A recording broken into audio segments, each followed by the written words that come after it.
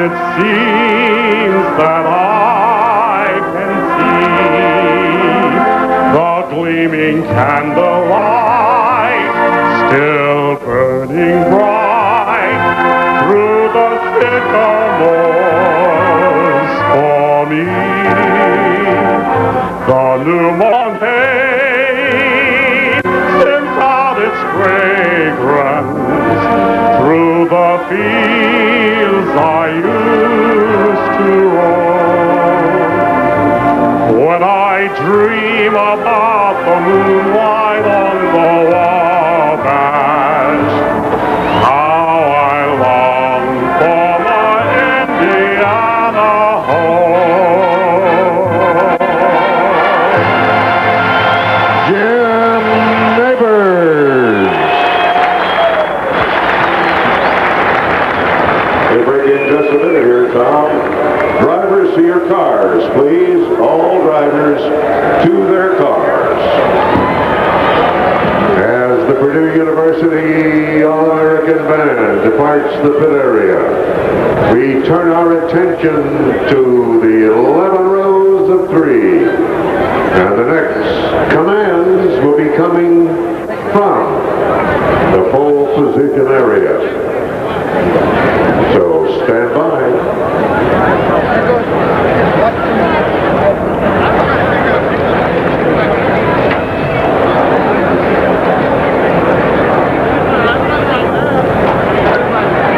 Larry Lyondike sits in his mid-pack position, fastest car, fastest driver in the field.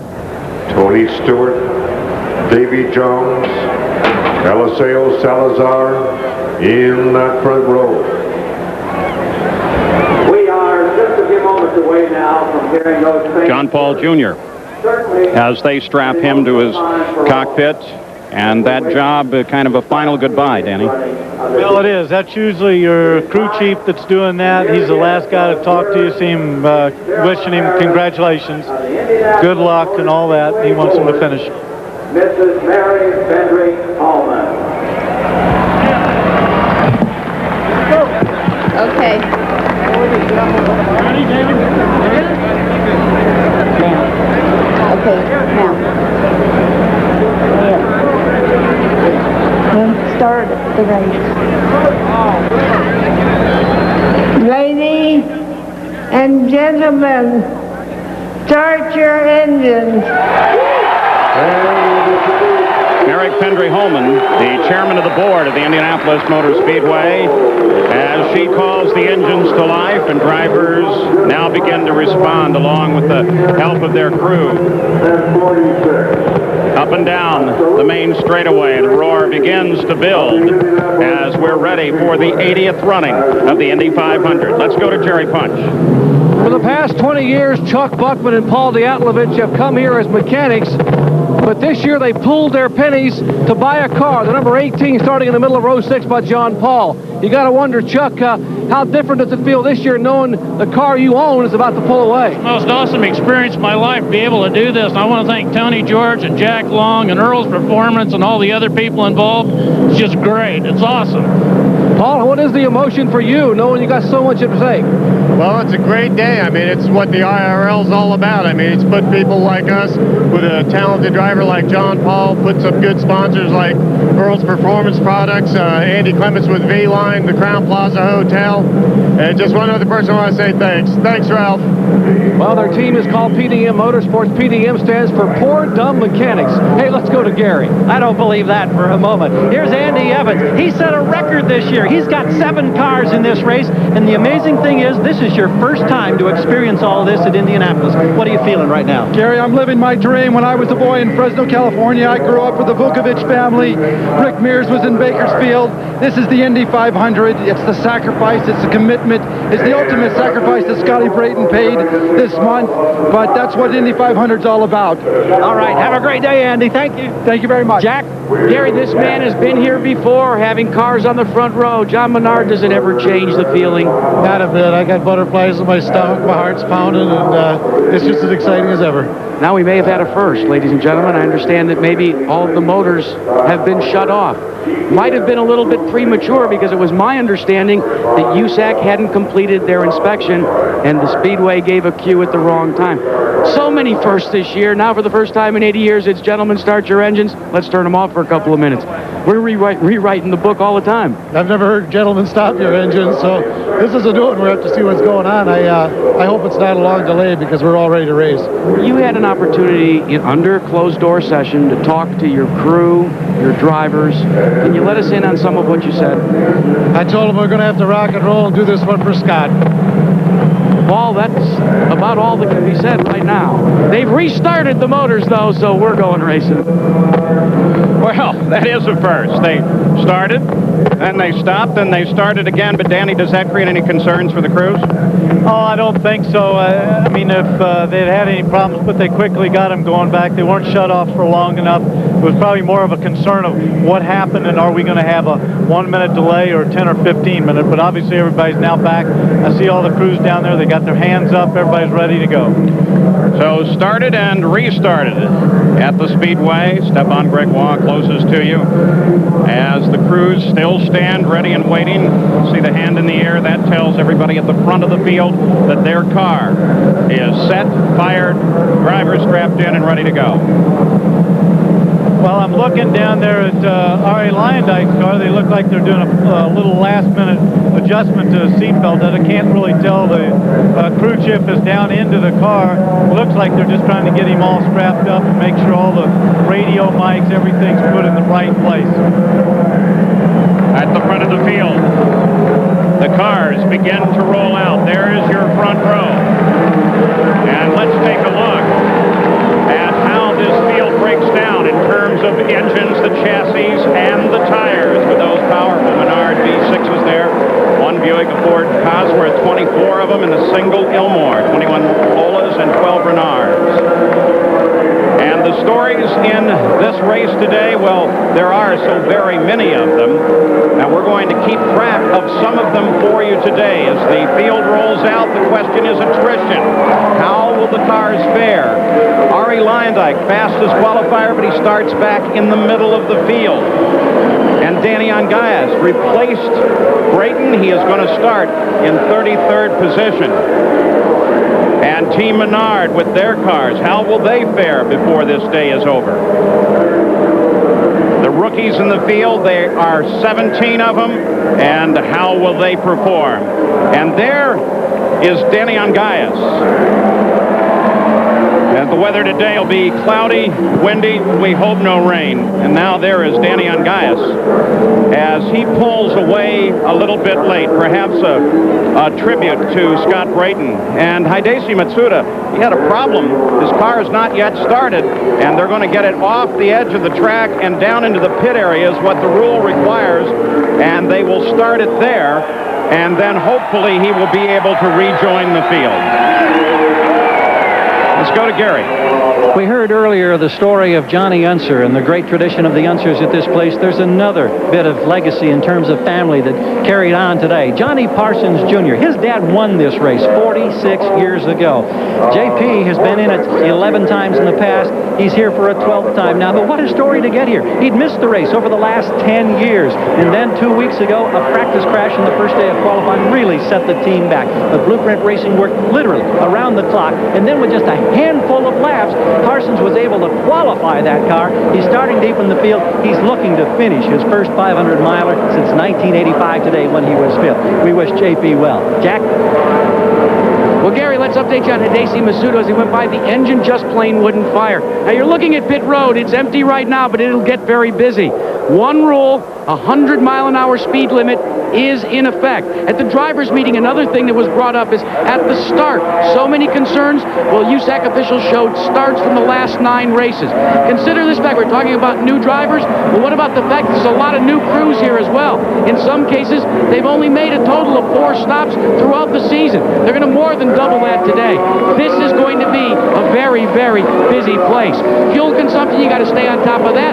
Why? Because until the pack gets up behind the pace car, the pits are always closed.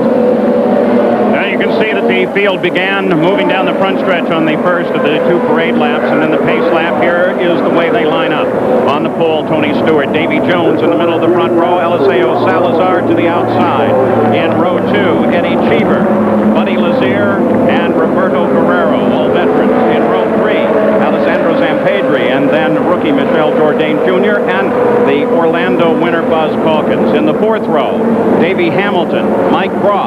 and Michele Alboreto. In row number 5, Stefan Gregoire, a great story of comeback of Mark Dismore and Richie Hearn.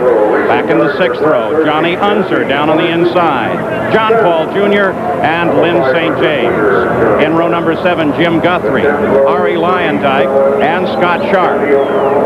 In the 8th row, Marco Greco, rookie Robbie Buell, and rookie Paul Durant. In the 9th row, Rayson Gardner, Brad Murphy, and Johnny Parsons Jr. Row 10, Fermin Velez from Spain, Johnny O'Connell, and Hidesi Mashu. We hope he does get started. The 11th and final row, Joe Gosick, Scott Harrington, and of course, Danny Ongaias. Now let's go down to Jerry Punch.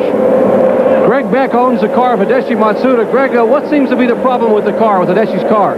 Well, the starter apparently wasn't quite engaged all the way. And, okay, the crew now talking to Greg Beck. They also have a problem with the radios, trying to be able to even talk to Hidesi. Let's go to Jackaroo. Another car that's having problems with radio, the track record holder, Ari Lyondike. He cannot hear his crew. The crew's been talking to him during these parade laps. He just radioed in and said, when I come by, if you can hear me, hold a thumb up. The call just went out to the entire crew. Thumbs up as Lyondike goes by. At least they'll be able to hear him. So Ari Lyondike, that explains what was happening with his car. And this is Johnny Unser rolling down into the pit area. And we'll keep an eye on him. They go for the cowling of the car, so something must be wrong in that car's engine compartment. And we're still set to go racing. The field straggles out. Hopefully they'll form up shortly as we take a final word from Danny and Bobby. Well, I think, Paul, the one thing I heard was the rookies all said we're going to be patient, we're going to take our time. I'm not so sure that the veterans aren't going to try to take advantage of that and gain a few spots. Bobby? Well, down here in 2 turn, they're lining up pretty good as they come off of turn 2 down the back straightaway. You can see the pressure and the tension amongst them. I can also see for little Johnny how bad he feels, my nephew, in the pits. Now, the guys that don't start this race, you got to deeply feel for them. So now as the field begins to align itself, the first 3 rows, now the 4th on the final set of corners on the pace lap. You're looking over the corner and right shoulder of Tony Stewart, the pole sitter. Well, Masuda just went out of turn 2. He's down the back straightaway. So Hidesi Masuda is back and ready to go as well. He'll join at the back of the field. Here they come off in the 4th turn, the pace car already accelerating through the pit area. And on the outside, Salazar pushes a little bit ahead. The row not aligned at the moment, but still we watch for the green flag. And there it is. Here we go. We're racing. As Tony Stewart in a drag race with Salazar leads them into the first turn. Tony Stewart leads into turn 1 across the short chute and towards Bobby. Here he comes down in. He's got a real nice line. Everybody seems to be very conservative so far. They're not sleeping by any means, but they're also not taking any chances. And already another situation as Mark Dismore, the 30 car, through the pits and onto the access road. We'll keep track of that. Tony Stewart pulls away in the front of the field as he comes off the 4th corner and heads down for the start-finish line. The rookie pole sitter will lead the very first lap of the Indianapolis 500, which has been fast and safe as the field strings out. Now keep in mind that Tony Stewart's got the Menard engine, a very powerful, the most powerful engines here today. Now, he'll run a little bit, get out a little bit of lead, and he's running faster right now, for sure I can tell. Then he'll have to cut back to start saving fuel, Paul. The first lap, above 200 miles an hour at 208. Well, it appears that one of the Menards is in the pits as well. I couldn't tell exactly who that was.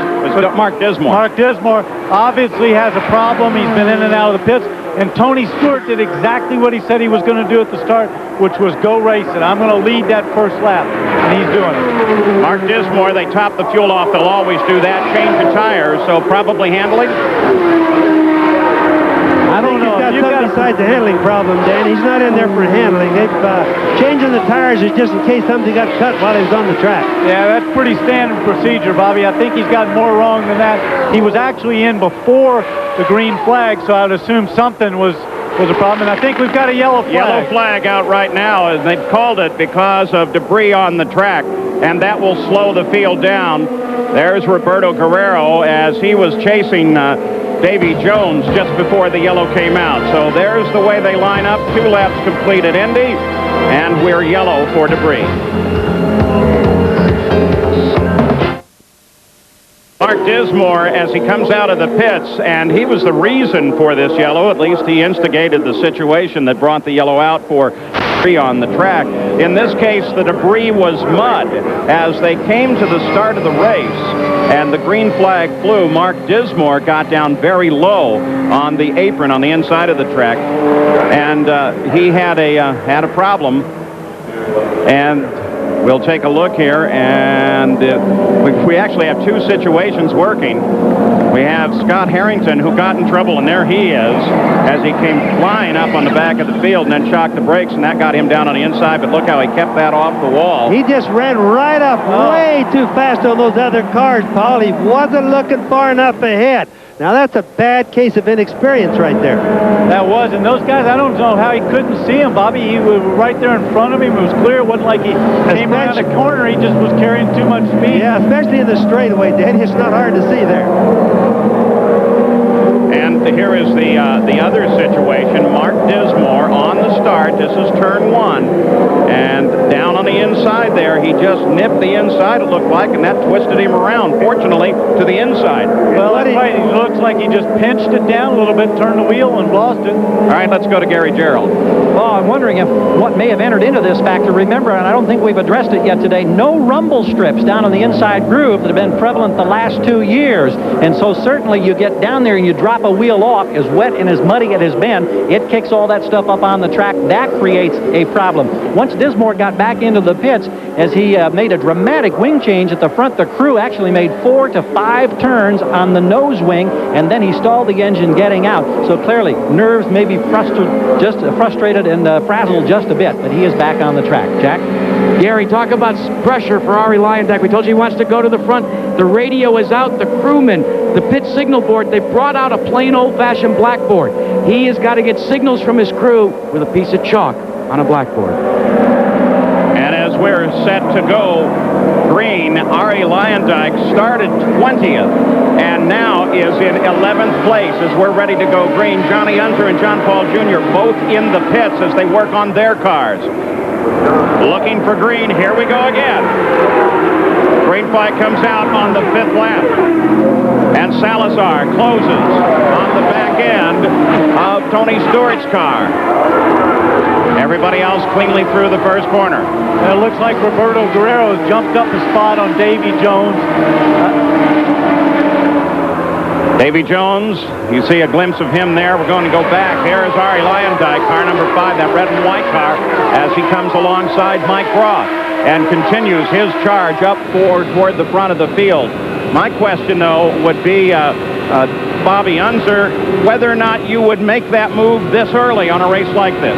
It's a long way to go, Paul. I agree with you. I don't think I would have. You know, there's a lot of problems. Remember, anybody that gets down into the grass, as was brought up just a little bit ago, it's going to bring not only grass out, but water today. It's going to really monkey the track up a lot.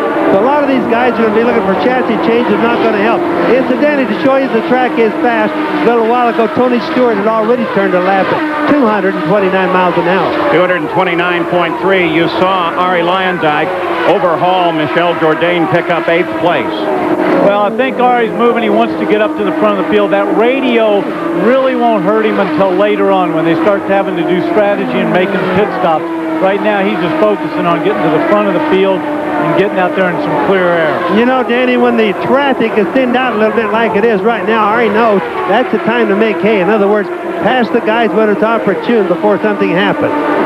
Up at the top of the screen, you can see how we're going to help track the race. The lap number, who is leading the race, by how far they're leading, and then on the other side, we'll scroll down through the remainder of the field and their interval back from the leader. Now, what about Johnny Unser? Gary Punch? Well, Paul Page, Johnny did not even take the green flag. It's 95 to Reynard, sits on pit road. He came down pit road because it is locked in first gear. Andreas Lieberle and the crew are trying to get it out of first gear. Right now, they have had no results, it is still locked in gear, and Unser has not yet run a lap under green. Now, they had a problem with that car in practice just before they got ready to run this race. They couldn't get the car in gear, causing them to be late, for example, for qualifying. So it looks like they overdid the transmission the wrong way. And R.A. Lyondike continues his move up through the field and now sets his sights on Zampedri. The last lap for the leader, Tony Stewart, the 9th lap at 232.3 miles an hour, right on the old qualifying record. We keep our eyes, though, on this man, R.A. Lyondike, the red and white car number 5. Boy, what a run he's having. He's having a great race, but of course he's come up behind Zampedri and he's finding it a little bit tougher. Looks like a problem with Paul Durant's car. Smoke at the back. He gets it on to the access road down to the pits, and he loses it. Stay down, stay down, stay down, stay down. Whoa! Yellow flag, of course, is out. The rest of the field comes by and gets by safely. So Paul Durant has something go wrong with the car. He gets it down on the access road into the pits, and now unstraps. Not the world's best idea, but he unstraps and is ready to get out of the car. So we're back yellow second time of the day. Tony Stewart is the leader. Salazar is second. Roberto Guerrero is third. And Danny Angayas, who started in 33rd position, is now in 19th as we track both Angayas and R.A. Lyondike through the field. But the yellow is out right now. We'll take a look at it again. You can see a display of vapor at the back of the car. He gets it down off the racetrack, but then he just loses it on the pit road. So we are yellow, and Paul Durant has his problems and has climbed out of the cockpit.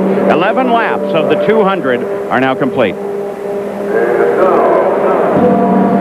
Well, we're looking at Paul Durant's car as he comes down the pit lane. He's clearly got a problem.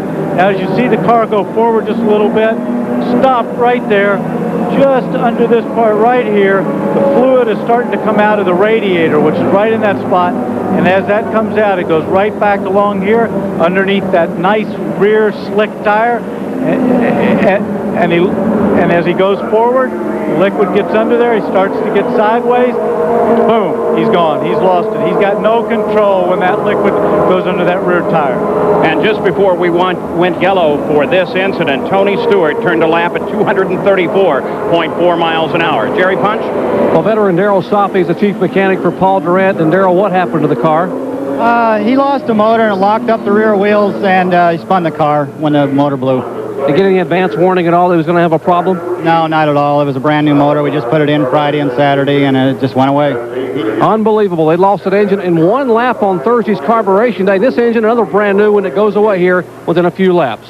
Paul? A terrible disappointment. John Paul Jr. out of his car. The report here is ignition trouble. So a number of interesting, if not strange, circumstances. You start the engines, you stop them, then you start them again. Then, as we're trying to roll out, you have one car on the starting field, Matsuda's, who is not working, and several cars coming into the pit area. And then on lap 1, Mark Dismore gets in trouble. There's Johnny Unser as he climbs out of his car, and I suspect they've probably decided it's totally done now. And so it's been a very unusual day thus far at Indianapolis with 13 laps complete. We are under the yellow. We'll return with more action from the Speedway after this message and a word from our ABC stations. Still under yellow here at Indy. Later today here on ABC Sports, defending champion Dottie Pepper, Annika Sorenstam, Lori Davies, and Beth Daniel will battle for over $500,000 in the J.C. Penney LPGA Skins Game. Coverage of the final 9 holes begins today at 3:30 Eastern, 12 Pacific, right here on 12:30 Pacific, right here on ABC Sports. So, let's go to the pits. Jerry Punch. Well, rookie Johnny Unser did not even get to take the green flag. And, Johnny, we were told that it was a gearbox problem. What exactly happened? I guess the shift fork broke and got into all the gears. When I went out on the base lap, kept popping out of first gear, and you know, I tried to get it to stay in and try to shift through the gears to see if the forks would line up, and evident, I don't know what happened, but something was screwed up in there and broke all the, it broke the other gears or something in there. It's a mess. Was this related at all to what happened on Thursday, them having to put the car back together in the last day or two? No, I don't think so. I mean, nothing happened to the gearbox on Thursday, and, they went through it, rebuilt everything. The only thing that we didn't get to try it on the track, but they tried it on the jack stands, and everything worked fine. I don't know, they're pretty finely matched gears and things in there, and so I can't say what happened. It's just real disappointing. Somehow this doesn't seem fair. Gary? Another disappointed driver, John Paul Jr., quickly before they're ready to go green. What was the problem for you? We had some kind of an engine problem, electronics with the ignition or something internal in the motor. It just wouldn't go right when they gave us the green flag. It just laid on its butt. Nothing more frustrating for a race driver, is there? Well, it's very disappointing. The team did a tremendous job all month. The car has been really hooked up. We really thought we had a good race car today, and don't get a chance to show it. Ready to go green. Thank you, John. Paul? So John Paul Jr., Johnny Unser, and Paul Durant out of the race here with 16 laps complete. The pace car already off onto the pit area as Tony Stewart picks the pace back up, coming back to the green flag, and we're racing once again. Boy, look at the battle back in the center of the field as Stewart pulls away. They were 5 wide for a second there. Salazar trying to defend his position against Roberto Guerrero, and another car spins. This time, the 32 car, that is Danny Ongayas, who had moved up to 19th place from 32nd and then gets in trouble on the restart, and we're yellow once again.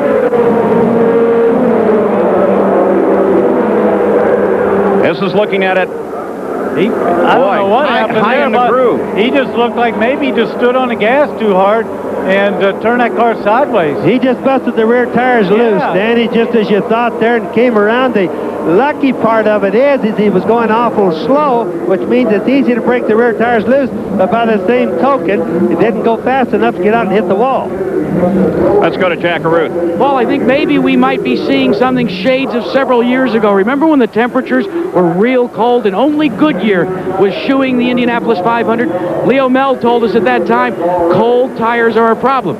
The radios chatter back and forth between teams, both for Firestone and Goodyear today, so far as that under cold tire conditions, these cars are very loose. In fact, Mark Dismore radioed into his crew that he thought that might have accounted for him getting into the dirt. You might have to put some heat into these new shoes. All right, now Danny Ongayas caused the yellow, comes into the pits, even though under yellow the pit should be closed. He finally gets re-going again. We're going to check on that and make sure that this stop in the pits was one he could, in fact, legally make. We'll be right back. We're back at Indianapolis. The yellow is still on. We're on lap 19. Danny Ongayas, we mentioned, came into the pits, Danny, after causing the yellow. Right, and I've got a question to you guys over there, Bobby and Jack. I did that 92 race when you're talking about it being so cool. I didn't feel that this morning. Of course, I'm up here in a comfortable booth, with the heater on. But is it as cold as it was in 1992? Negative, Danny. It really isn't bad out here. It's pretty nice, in fact. The only thing that would make the track be too cold under normal thermostatic tire conditions would be the fact that the sun is not beating on it. But I think it's beautiful weather. In fact, I don't know when I've ever seen it any better.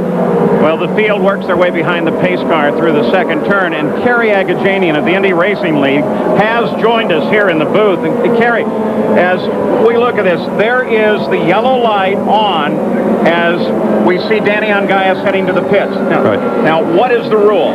Well, the rule is that once the yellow light up here at the end of the pit starts flashing, it is closed. But you see, also under this yellow condition, under this yellow condition, though, they are not allowed to enter the pits, and he will be black flagged. So he will be brought in, stopped, and then head out. Yes, stop and go. So the question to you is, so actually, isn't it correct? The minute it goes yellow, the millisecond it goes yellow, the pits are closed. Is that correct? Yeah, that's correct. Kerry, my question would be, the yellow light was not on in the pits until he was into the pit. Yeah. So how could that mean it closed if the yellow light wasn't on? I can now help this. They've just changed their minds, Gary. So since you walked down to our booth in your defense, as we go back to green flag flag racing once again. Kerry Agajani, thank you very much for coming down. I'm sorry they changed it after you left. Okay, no problem. So back on the track, Salazar with Davy Jones, beginning now to challenge Guerrero just ahead of Salazar, working the 21st lap, 234 miles an hour by Tony Stewart on that last lap. Everybody's coming through turn 2. Real nice, straight. Unfortunately, Paul, we're going to see some instances later on where they're getting awfully close to the grass. And with the damn ground again, like I said earlier, that's going to be a problem all day. We can watch for that. They don't want to be too close to the grass today. Davy Jones driving for Rick Ellis, the lone Mercedes-Benz in the field. Yeah, Bobby, one of the things I'm noticing here on the shots we're seeing is they're coming off with a very tight line. They've got plenty of room to spare coming off turn 2. Looks very conservative. Most of them, Danny, are running very conservative. Even over here in turn 2, they're not even getting near the wall. That means they're all a little edgy about the racetrack today. And I'm still having a hard time figuring it out because Tony Stewart has no trouble finding speed. The rest of them are very conservative. All right, there you keep track of Davy Jones. In the meantime, we mentioned Paul Durant out of the race, Jackaroo. Well, we've caught up with Paul. He's changed to a Civvies. Paul, what about your feelings in such an early exit from the Indy 500? Well, it's tough. You know, we came here and tried to just keep things clean for the month, and we were able to do that. The car was really good at the beginning of the race. We were just biding time and trying to take what was given to us and not do a lot. I came up on Lynn St. James, and she actually was puffing some oil, and I thought she was going to have motor problems, so I backed up a little bit, and a couple laps later, just out of nowhere, ours let go. Got it down on the warm-up lane and must have gotten my own oil because it just turned around, and fortunately, you know, we didn't get too far on the racetrack and nobody hit us. Well, it's tough to see you out. It's a good thing that something just real close happened, Paul, as we were on board with Ari Leyendyk. He just barely touched the wall. That'll get your attention at 220 plus. Yeah, he's still running 8th, but we saw the replay just up a graze of the wall. But, Danny, even a graze at those kind of speeds. Well, let's not forget last year Michael Andretti grazed the wall. It didn't look a whole lot different, and it actually put him out of the race. And I believe you can see Ari going through 4, getting ready to set up for 4 right here.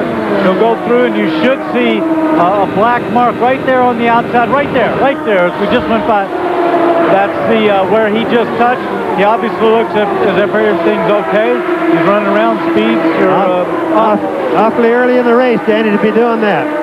All right, we can look at it one more time, this time in slow motion. Drifts out toward the wall. Boy, this is, you're right, Danny, so reminiscent of Michael last year. See his hand, too? See him just moving his hand right there? And the wheel just touches. Now, Bobby, he's pretty close to that car in front of him. I don't know whether the air moved it around just enough. What happens is he loses a little bit on his front wings, but Danny, he shouldn't have been that close. He has a little bit more reserve than that. Hey, guys, you know, just a couple moments before that, they went back to green, and I need to ask both of you as drivers, specifically Danny, the first thing that Ari did, remember he's got the radio problem, he was yelling at his crew because they didn't tell him that the green was about to go up. So now when you don't have time to prepare, do you lose that concentration that Bobby Unser talked about for just a split second? I don't really think so. You know, you can tell where the pace car is, and you can certainly see the light on the top. Well, he was complaining to the crew. He said, you need to tell me. Get the board higher up in the air. I've got to know when the green's coming out. Well, at least he's going to get their attention on that, isn't he? Yeah, I think that's more of an emotional thing that still shouldn't have caused what caused that. If he was upset, he still shouldn't have been running, as Bobby said, that high on a restart with this many laps to go in the race. Ari Leyendyk currently 8th, still trying to overhaul Lazier, or Zampedri, then Lazier. And one of the interesting aspects, you mentioned his radio problems. Now, for the first time this year, we have spotters on 2 sets of turns that are talking down to the cars, but Ari, with his problems, won't have that advantage. No, I don't think he'll be able to hear it. The other thing which we mentioned at the top of the show is don't forget they've all very few of them have run that much in traffic. So they're trying to figure out what the car is going to do in traffic, and maybe he's got a little bit of looseness, a push at the front end of that car, and that car being 100 yards out there just took enough air away to cause a problem. Well, if you think it might have made a difference, it didn't. Ari Lyondike on the last lap at 226 miles an hour, while everybody else was down in the low 220s or the high teens. Now watching the battle for second, Guerrero, Salazar, Jones is there as well. There's Guerrero. The leader is still Tony Stewart. He ran 227.8 on the last lap, lap 20. Well, I think he's cutting back on his boost just a little bit. Remember, these things have more power, therefore they use more fuel. So Tony's going to have to ease up, as we said before. On our Valvoline speed board there, 207 miles an hour for the last lap of Roberto Guerrero, former track record holder. Started back in 6th place, now runs in 2nd, and held the track record right up until qualifying for the pole this year. Well, and I think that speed's probably indicative of how much is going in, how much he's in traffic. He's running much faster than that if he's running 2nd spot. Battle we're tracking right now there at the front of the screen. That's Eddie Cheever and at the front of this group, and that is Buddy Lazier. This is a battle for 5th place, as Lazier has been catching up regularly. Now you see Ari Lyondike comes into the frame as well, and Davy Jones not all that far ahead of this fight. So it's at least a 3-way, becoming a 4-way battle for 4th. Onboard Ari back off, taking a look at the purple car of Buddy Lazier, that green and yellow car. Of course is Cheever. And now Lyondike lines up to take a look at him. And we're getting our first reports that we're going to see pit stops any time now. 30 laps complete. Indication is we expect the leader in shortly. Well, I'm a little surprised that they're pitting quite that early with as many yellows as we had. They should have had a few more laps to go under green, but I think everybody's feeling their way out, and as the fuel load lightens, the cars are changing somewhat too. Eddie Cheever on the pit road. Remember, the speed limit is 100 miles an hour there. Cheever came in from 5th place. That moves Lyondike, Jones, and the rest forward. And looks like right there at the bottom of your picture, the 3 abreast, the white car on the left is Davy Jones, and he looked like he slowed a little bit coming off there. Ari's moved all the way past him. Well, he's definitely slowing down a little bit, Danny. I don't know what his problems are. There's Tony Stewart in the pit. So the leader of the race, Tony Stewart, is in, and Jack Arute is there. Now, there are 12 teams that have a brand new type of fuel nozzle. Rather than the sharp 90-degree angled nozzle, this one's a rounded nozzle, a little easier to get in. Team Menard makes the connection. They are going to change tires. Tony Stewart talking to his crew chief, Larry Curry, on the radio. You can see that he was shaking his head back and forth. The team said they are not going to make any changes whatsoever, but barely uneventful pit stop in 16 flat and getting back up to speed. They were very, very careful. We've heard it before. The fuel mapping on the low end with these cars is a little dicey. Eddie Cheever still in the pits, and it looks like he has a problem with the left rear of the car. Came in almost limping. It was hard to tell if he was just looking for the speed limit or if, in fact, he had a problem. This is the new leader of the race, Roberto Guerrero, the yellow and white number 21 Pennzoil car. And 2nd place is still Salazar. So Guerrero has been able to move forward. And at the same time, with the pit stops, Buddy Lazier has moved into 3rd place. And here is Eddie Cheever as he begins to roll back out and come up to speed. Now let's keep in mind that Roberto Guerrero right there in the 21 car, yellow and white, he's got a Cosworth engine in that thing, going to get better mileage than the Menard engines. Now, as the race goes on, we have to kind of follow this because it'll tell us how the pit stops are working and why. So Roberto Guerrero back at the front of the field. But everyone should be headed for the pits here shortly, as Guerrero, former track record holder, the man who almost won the Indianapolis 500 but stalled on the final lap. And, of course, Tony Stewart comes out in position to battle with him. And also remember, if everybody wonders, did Tony Stewart come in too early? Well, the reason that it's risky to come in too early is hypothetically if it went yellow right now, Tony Stewart would have been hurt because he came in under the green. So you always want to go as long as you can so you can look for the yellow flags. Now, when Tony Stewart, Danny, came out of the pits, you saw him. He actually came out ahead of Guerrero, but very wisely stayed wide in the corner and let his speed build up carefully. Well, that's right. He's got new tires on, and his fuel load's heavy. He's got it maxed out. He's got to get out there. He didn't have the speed that Roberto had, and Roberto quite smartly got by him. He wants to run in that clear air.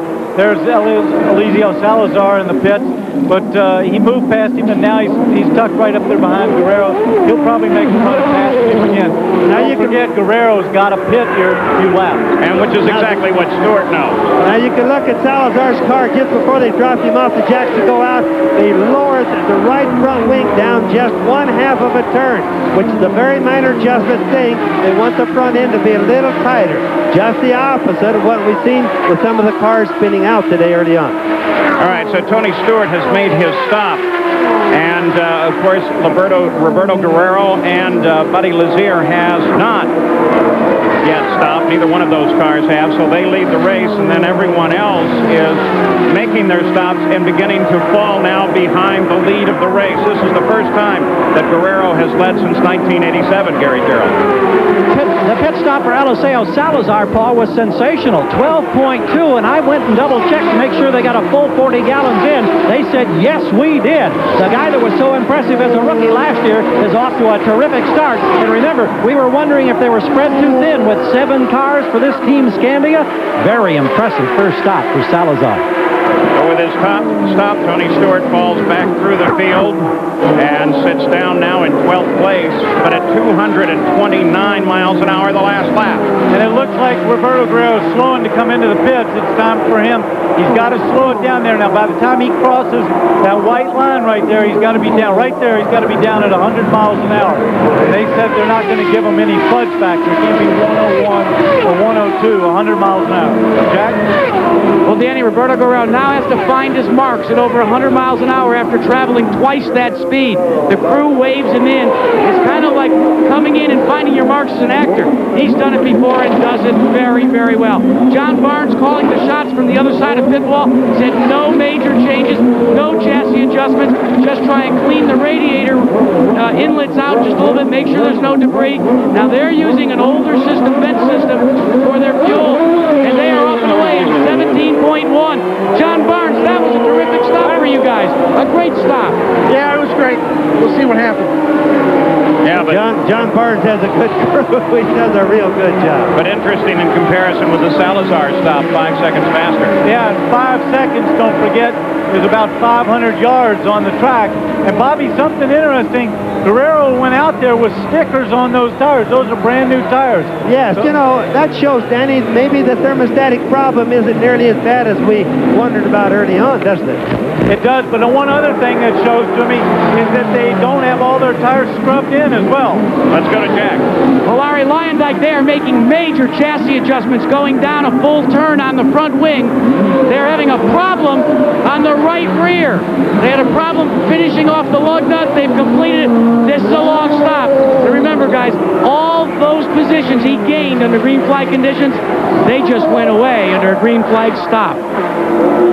So, Ari Lyondike makes his stop. He's back into the fight. Buddy Lazier is the leader of the race. He has just completed the 40th lap. Ari Lyondike was in second when he went in, but he will fall back. And we wait now only for the stop of Buddy Lazier. Stop's complete. There is your leader. That's Tony Stewart. He's been running when he's free at over 226 miles an hour, well faster than most of the field. Now, this is the 51st year a Goodyear blimp has flown over the Indianapolis 500, and today it's the Goodyear blimp, the Spirit of Akron, helping give you great coverage shots of the Indy 500. Guerrero is in second, Salazar is third, Lazier dropped to fourth. Now, what about that story of the rookies in this 500-mile race field? How have they fared thus far as we've just crossed over the 100th mile? Well, you take a look at them. Stewart's fine. Jourdain dropping. Hawkins dropping. Looks like they're being careful. I think they're being careful, but of course this is after the first stop. They were probably really cautious in that first stop, just to get on the marks, not speed. anything like that. And we have seen some rather varied times. While we were away, Buddy Lazier stopped for 20.9 seconds as the leader of the race. And that brought him out way down in the order. He came out in 4th, so he lost 3 positions while in the pits. And they were struggling with the left rear of the car. This is Eliseo Salazar. And we're going to go back and take a look for Arie Luyendyk. Red and white, number 5. Luyendyk, there he is, lies in 5th place. Just moving out. Something interesting from those first stops was Stewart, who took on a full fuel load. He had stopped on lap 31. Lazier stopped on lap 41. That means over the course of the race that Stewart's going to have to pit 2 more times than Lazier. They certainly pitted Stewart too early, I think, Danny. You think that was a conservative stop? I think it was them worrying about it and way too conservative, and maybe their electronics aren't transmitting to the pits and telling him where the fuel or what the fuel usage has been. Or, Bobby, do you think that possibly they had everything, the boost turned up everything maximum, and was, he ran those laps. He actually ran a 2:34 laps. That maybe he just used up more than everybody else. Still too much fuel, even at those kind of speeds, I think, Danny. Well, race controls now reporting, and this is not a big surprise, Racing Gardner with a name like that. He might speed in the pits. He has. He's going to get a black flag stop-and-go penalty. Johnny O'Connell, the white 75 car, slows and heads down into the pit area. And you see Michele Alboreto, who... There he is, the 33 car. He is very slow into the pits. Let's check in with Jerry Punch. Guys, I'm with Rick Campbell, Goodyear's chief engineer. And Rick, what is the tire wear situation? I understand Davy Jones may have had a right rear wearing a little bit. Yeah, I think that's to be expected this part of the race. We have a very green racetrack we're dealing with. And I think a lot of it's dependent on car balance and driver preference. Most of the guys that we've seen are having very good success with the optional tire that they qualified on, and they're going back to it on the second stop. So I think most of the changes you're seeing are more a result of handling than it is a tire wear issue. All right, most of the Goodyear guys staying with the optional tire. Let's go to Gary Gerald. We're in the pit of Michele Alboreto, who started 12th. He's sliding backwards, and what started out as a gearbox problem, losing 6th gear, is now complicating itself. It's working its way through the gearbox. The car has just rolled in here, and now they've shut the engine down. We expect that they're going to work and try to change gears and get him out. This is going to be a long, costly stop for Michele Alboreto. Let's go to Jack. Well, before we go to Jack, this is Johnny the 16 car of Johnny Parsons Jr. Exactly, Bobby. Looks like he had an engine let go, and as a result of this, they've gone yellow. He stayed up fairly high on the racetrack when the engine let go. He's down low now. Jack Arute? Well, Paul, this is Larry Curry. As that caution came out, I was about to ask him. Wait a minute, first let's get a report here. Stu says he's 4 laps from the scheduled pitch, and he pit when the pit's open. Yes. Well, there you go. I wanted to ask you, Larry, was that call on Tony Stewart, was that conservative on your part, or are you chewing up that much fuel? We're chewing up fuel. We're running race laps at 228, and we're turning the boost out. We're in the tallest gear, but these cool conditions, we're just running so quick right now that... Hey, yeah, but when do you start to get conservative? As long as we keep getting these yellows, this actually helps us. We don't have to get as good a mileage. We figured with the mileage at 230 mile an hour race laps, we only have to get 156 to finish it versus 18, so we can burn some fuel. Now, what he's talking about there is USAC mandates a 1.8 mile per gallon for fuel consumption. They only give all the entrants here 248 gallons of methanol. But with the cautions, you can, as Larry Curry said, turn it up just a little bit in terms of speed. Paul? So under yellow, once again, this time for the blown engine of Johnny Parsons Jr. 50 of the 200 laps are complete with rookie Tony Stewart in the lead. We'll be back with more after this message and a word from our ABC station. Well, we're still under yellow in the 80th Indianapolis 500. Here is the Valvoline race summary after 50 laps. The leader, of course, was Tony Stewart. He's averaging 152.7 miles an hour, well off the record pace set by Arie Luyendyk at 185. But we've been punctuated with cautions throughout the day. You can see the breakout on the cautions there. And, of course, we're still under the yellow flag here at the Speedway.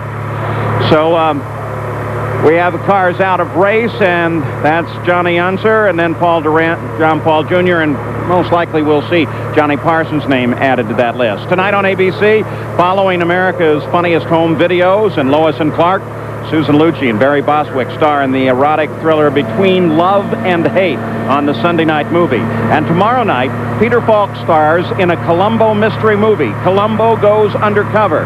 Then the all-new AFI salute to Clint Eastwood with the biggest names in Hollywood. It's all new tomorrow night here on ABC. Jackaroo? Well, Paul, let's update you on Ari Lyondike. You documented that one time he hit the wall, just smacked it a little bit. Well, guess what? Just a couple of laps ago under green flag conditions, he smacked the wall again ever so slightly.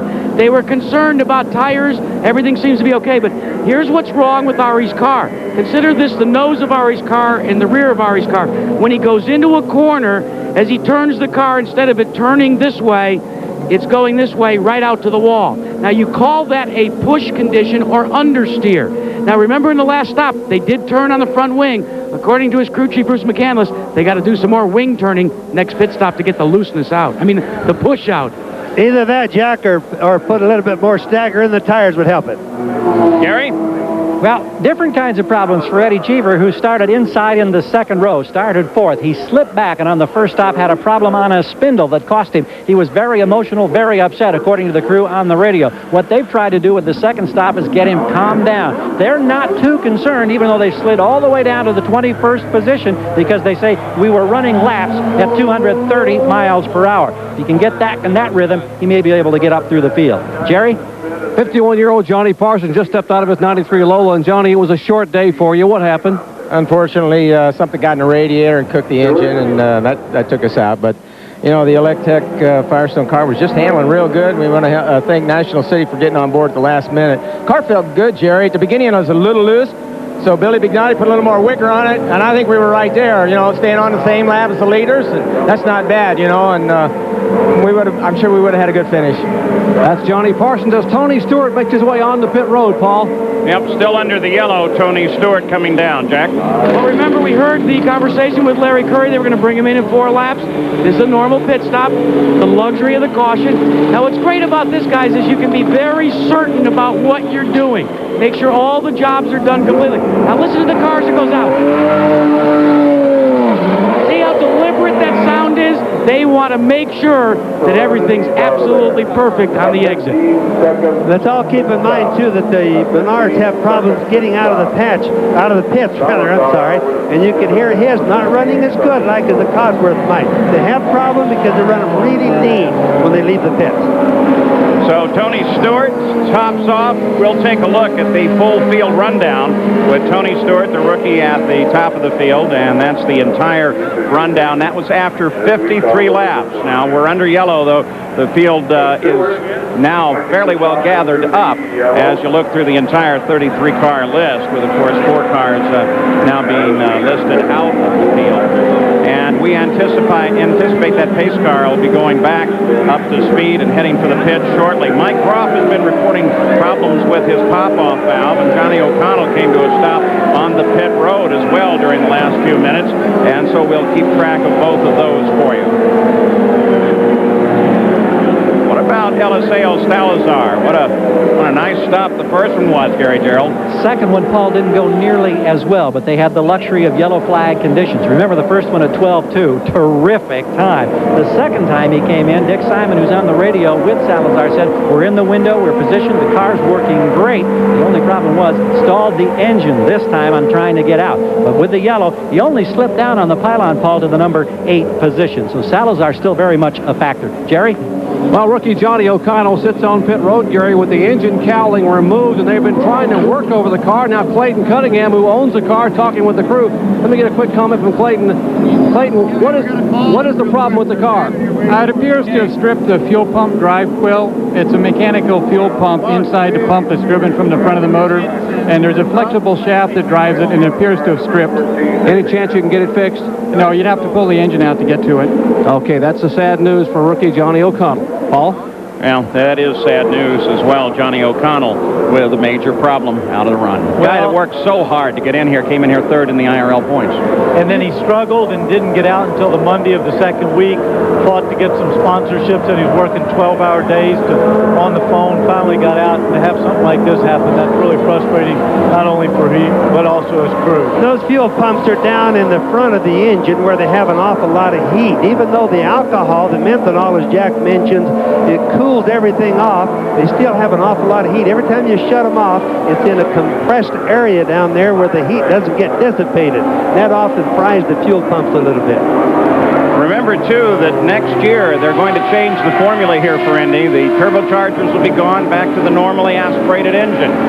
As they go green once again, Wayne Sweeney, the starter here in his 17th year, he'll retire after that. So we get a look at the leader of the race, Roberto Guerrero. There he is in the middle of the traffic. And looking back, Lyondike and Lazier battle for second place.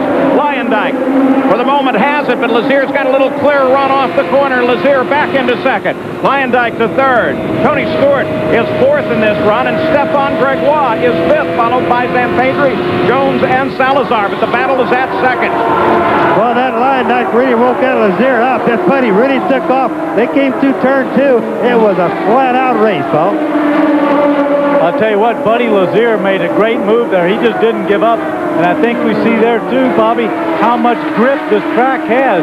He just hung right in there, went right around the corner with him, and never lost an inch. The tires and the track, that's where all this speed, or most of this speed, has come from this year, and it's just fabulous. When you can see two cars that can run side by side, like those two did, Buddy, Lazier and Lyondike, that's awesome here, Danny. It was, and Bobby also on the outside, when they went in there, they were actually 3 abreast.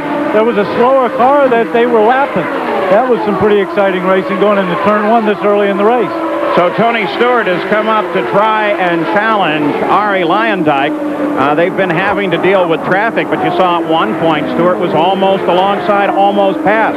Lyondike held him off. Now, here comes Stewart continuing to make the challenge. Bobby, did you see how that slower car moved over there for Tony Stewart?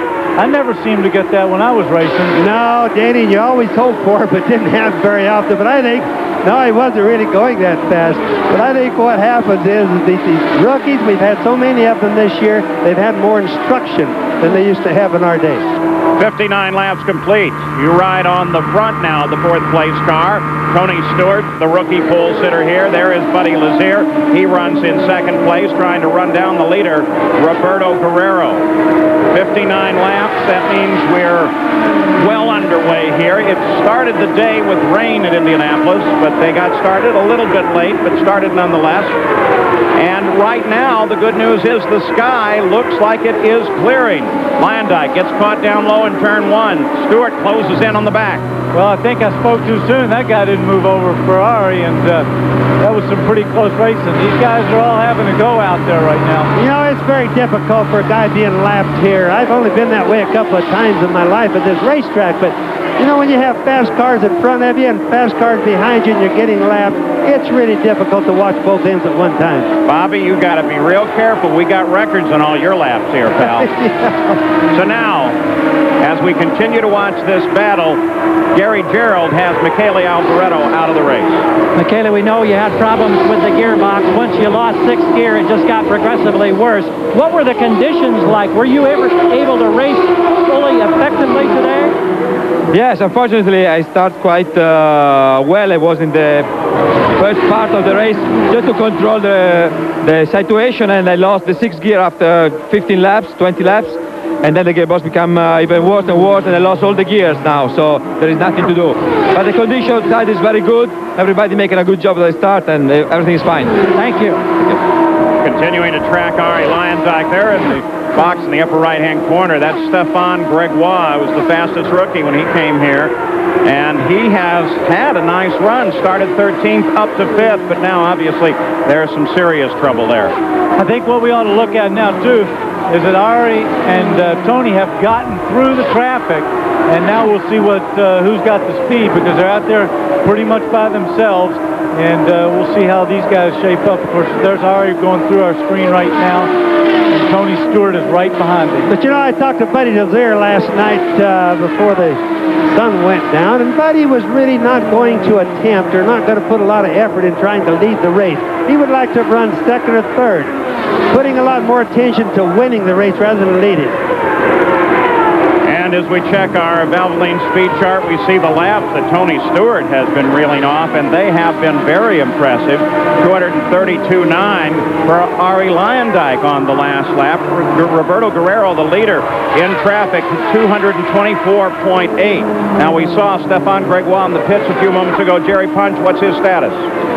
Paul, it's a coil pack on top of the engine. Apparently, one of the coils has melted. I just looked at the car a moment ago. It looks like there's been a fire on top of the engine. So much heat. The coil, both coils, as a matter of fact, have completely melted. I'll have to disassemble the coil pack, replace that, and he should be able to go back out. On the last lap, Ari Leyendijk at 232.9 miles an hour as he continues to chase Buddy Lazier. Well, I guess that understeer that he was having and those adjustments they made in the pits, I guess they're getting it a little bit more right. Wouldn't you think, Bobby? Yes, he definitely has. He's handling very good. And remember, he's running behind Buddy Lazier there in the purple car, Ron Hemmelgarn's car. He's getting dirty air back there, so he's got the worst of the deal. Buddy, of course, is running in clean air. He can run kind of where he wants, and he's going to run a little bit where he makes sure he gives him dirty air behind. Well, there's going to be some dirty air, but he also yanks him down those two straightaways by breaking that air for him, and that toe helps Ari a little bit. You can see right there the gap behind him. There was no Tony Stewart in that gap, so Ari's obviously pulling away. Looks like his car's handling awful well. That's a deal of fuel. Tony Stewart, everything we watch today, as long as he stays in this race, will be predicated on fuel consumption. I don't know what that was, Bobby, but did you see his hand going down like he shifted up to a taller gear? He might be pulling a lot of RPM, being behind Lazier, and he looked like he shifted it into sixth there. Yes, and that's another thing we'll mention to the folks, that everybody in this race has two gears, one for like an overdrive and one for speed. And Bobby, they'll do those.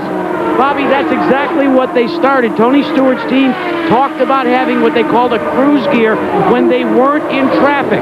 They wanted to maintain a certain RPM. So in sixth gear, there's one gear set up when he's out in clean air, and then in the fifth gear, there's another setup that he can run when he's in the draft. Remember the day before qualifying, Tony Stewart caught a draft when he was in that high gear, and he blew the motor. So they got to go back and forth, but that's one of their strategies here. Right on, Jack, and remember, fifth gear, the one that turns the most RPM, the go gear, that uses more fuel. One thing I've noticed here too, guys, is that Ari Leyendijk seems to be shifting up and down as he goes down the straightaway some way, but he's really not making any ground on Buddy Lazier. They're now turning about the same time, but he's not right up behind him, is he, Bobby? No, and then it's what you said. It's easy to get that draft to move up. It's a lot harder to pass because the air gets more turbulent as he gets closer. But with this battle, Roberto Guerrero's lead has been whittling down. Buddy Lazier is very definitely catching him.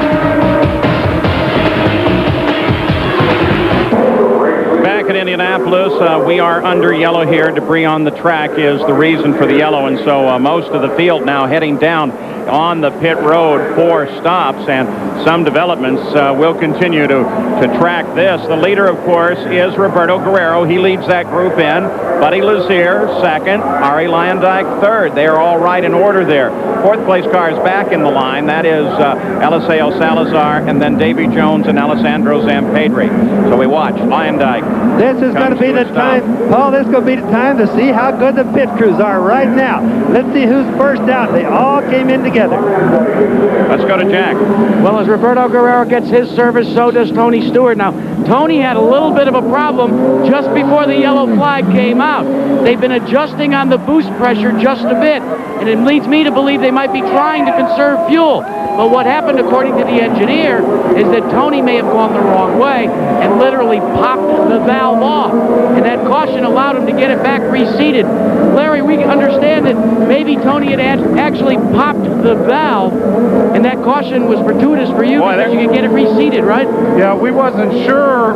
You know, we heard it, but all the vitals looked good, and so we decided that we'd go ahead and take advantage of the caution, but it seems to be fine. Oh, and boy, what a drop drama we problem have with in Roberto Guerrero. And the stop went long. They reseated the fuel several times. Finally, they got him rolling out. Then he stalled the car, reminiscent of a previous race, and now he's rolling. And Paul, I've also got to mention that contest that I talked about when they all came to the pits together. The Ron Hamagon, Ron Dawes, the chief mechanic, beat everybody else with Buddy Lazier's car out. Now that's the kind of pit stops I like to see. A car stopped on the circuit. Looks like Scott Harrington in the 44 exactly car. Who it is. Remember, he had his problems earlier in the day, and he just wants to get going. Now, well, we'll keep track of him. Don't forget that Saturday, ABC's Professional Bowlers Tour will roll into Connecticut for the Greater Hartford Open. And the top stars of the PGA Tour meet at Jack's Place for one of golf's premier events. Join us for the Memorial Tournament sponsored by Dean Witter. That's Saturday here on ABC Sports. So under yet another yellow, and this is the fifth of the day. A number of interesting circumstances developing. We saw the stopped car of Scott Harrington, and we saw the problems for Roberto Guerrero. So let's take a look at how we update the stories that we mentioned right at the start of the race to you. First of all, there was that question of attrition. Well, that doesn't seem to be abnormal in any sense of the word. The attrition about where we expected it to be. Ari Leyendijk's second fastest qualifier carved his way through that field. Been up at the front, now third. Danny Ongayas, well, he's 33rd, had problems in his day, but back up to 13th place after starting in 33rd. And Team Menard, look at their cars. Interesting combinations, but Stewart still very much in the fight. Let's go down to we take a look at the rookies. 17 started, 6 are in the top 15, so the rookies doing very well. Let's go to Jack Arute. Well, remember we've been talking about the 12 teams that have the brand new type of fueling nozzle? Well, here it is, and the way it works, you have to push it in, turn it, and push it again. That's the problem when Roberto Guerrero stopped. They pushed it in, they didn't get it turned, couldn't get it seated. They didn't get the fuel in the amount of time they were supposed to. They had a problem. Once again, this yellow was for debris. There was a piece of a pit board on the front stretch. They were also looking at the back. And so we're under yellow now with 71 laps complete. Becomes the fourth leader today, following in the line of Stewart, Lazier, Roberto Guerrero. Buddy Lazier, of course, is driving with fractured vertebrae, and he has that special seat. Then Tony Stewart, the rookie, Eliseo Salazar, veteran here, Alessandro Zampedri, and Ari Leyendijk. Those are the top 6 in the field, still under the yellow. Now, one of the drivers being reported out is Marco Greco, Gary Jones. Motor problems have put you out of the race, Marco, but what I'm curious about, what is the month of May driving for A.J. Foyt been like for a Brazilian driver? Well, it's great to work with a man like him because he's really a winner. He won not on the race, but he won with me. I really like A.J. with the opportunity he gave me, and I look forward, if there is any possibility more, to work together again. Thank you. You saw Davy Jones make a quick move at the front of the field as we've gone back green, and they did it without warning for us. So we continue now to watch that battle. Lazier, Stewart, Leyendijk, they're all right together. And also the purple car, that's Buddy Lazier, and that's Stewart chasing him in the bright yellow and orange car, Bobby. And also keep in mind, Davy Jones did not pit. He's light on fuel. All these other guys, like Buddy Lazier right there in the purple car, right behind him, there's Tony Stewart. They have full loads of fuel in their cars. I think what we're seeing here is a little bit of strategy. I think that's probably Gallus Racing betting that they're going to go yellow soon. And that's Rick Gallus. He's a good strategist. He's watched guys like Roger Penske operate for years, so he's gambling something else, Danny, like hoping for another yellow. Leyendijk jumped out, moved around 4th place. Alessandro Zampedri picked up 4th place. It's Jones, Lazier, Stewart, Leyendijk.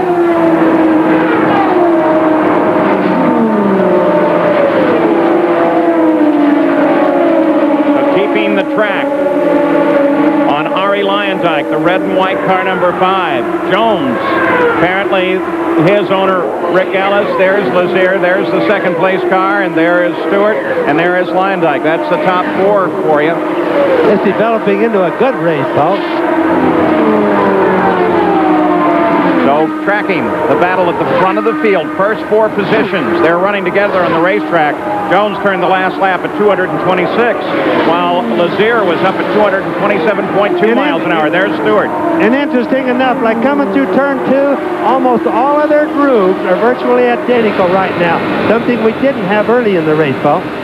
On board, Ari Lyondike has been the fastest car through the early part of the race, matching the laps of Tony Stewart, exceeding them. Stewart trying to close on Buddy Lazier. Here comes Lyondike. Jones is still the leader of the race by 3.6 seconds. Sorry, Bobby. We know that Lyondike's car is handling better than it was earlier, and you can watch it as he goes through the turns. He seems to be very sure, not coming near the walls anymore. It looks like, too, there with Tony Stewart closing a little bit on Buddy Lazier, that maybe their strategy on this fuel run is going to be a little bit different. So Stewart sets up on the back of Lyondike, while the leader of the race is Davy Jones, Jack. Well, let's talk about Davy Jones. You were speculating as to maybe there was some strategy being pulled by Rick Gallis. That indeed is the case. What Rick is trying to do is back the race back up, get Davy Jones back in sequence. Why? Because when they came in their first green flag stop, they had a full tank of fuel. Paul? Back on board with Tony Stewart, and there is Buddy Lazier just ahead. Barely 100 yards separates them, and Stewart very much on the charge, trying to make up the difference as they thread their way through the 4th corner. And my question would be, are those tire fragments we're looking at on the screen, you think, Danny? Well, I think what we saw was when he went down into 3, he got it. So I would assume there's probably a little dirt still left on the track.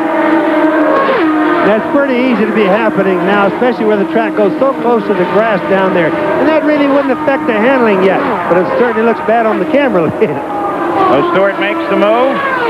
It's Jones, Lazier, Stewart, Lyondike, Zampedri, Salazar, and 3rd, 4th, 5th, and 6th are fairly tight on the course. And you notice there, too, that Tony Stewart was very close behind Lazier, looking like he was going to make a pass, and now he's backed up to Ari, and Ari looks like he's closing on him. I don't know whether he turned his boost back down, they asked him to back off, or he just didn't like the disturbed air once he got behind Lazier's car. I think another thing right now is Jones. Fastest he's been running is right now, he's up to almost 230 miles an hour now. That's really fast for him. He's been a little bit slower than that all day. Here comes Lyondike again as something's happened with Stewart. Stewart suddenly slows. Danny, you were watching his speed and it fell off a little bit, didn't it? Yes, but not as much as this. He's definitely got a problem. He didn't go in the back of the car there. There's a plume of something. Yeah, but and you can hear it a little bit. I think it sounds a little off song. But he's still going around. He didn't come into the pits. Is he going to come in there? No. Larry Curry, the crew chief, as Stewart comes down the main stretch, we are under green. That engine is going. You can see the smoke off the right side of the car. I think what he was doing was calling into why he didn't pit was, hey, Larry, what should I do? Do you want me to keep going? Do you want me to pit? It's doomsday. He won't be able to go very long. Let's go to Jack. Let's see, Larry, what's wrong? Pop-off valve started malfunctioning on the last run, hung the valve open. It looks like we broke the motor. Yes, as he went by me down here, there's the smoke coming out pretty bad. As he went by here, he had a cylinder not running on the 6-cylinder engine, only had 5 cylinders. That's doomsday. Tony Stewart will be out. You heard Larry Curry pronounce, might be a little bit of oil fire in the left rear of that car. Larry Curry, of course, pronouncing it out. And so now he joins Walt Faulkner and Theo Fabi as rookie pole sitters who do not win the Indianapolis 500-mile race. No rookie pole sitters ever accomplished that. And Bobby, I've got a question for you. Larry Curry said that they blew the pop-off valve, and that's what blew the motor. Does that make a lot of sense to you? It does. So Larry is getting a little bit technical on his answer. What he's saying is when you blow the pop-off valve, everything works really hard. The back pressure in the exhaust system goes up. This causes problems, internal heat on the pistons inside. I know that's a little detail, Danny, but that's what he means. And he should have never been popping the pop-off valve this early. He should have never been running that engine with so much horsepower that close to the edge. So Tony Stewart out while Eddie Cheever in the pits as well. You saw him come past Tony.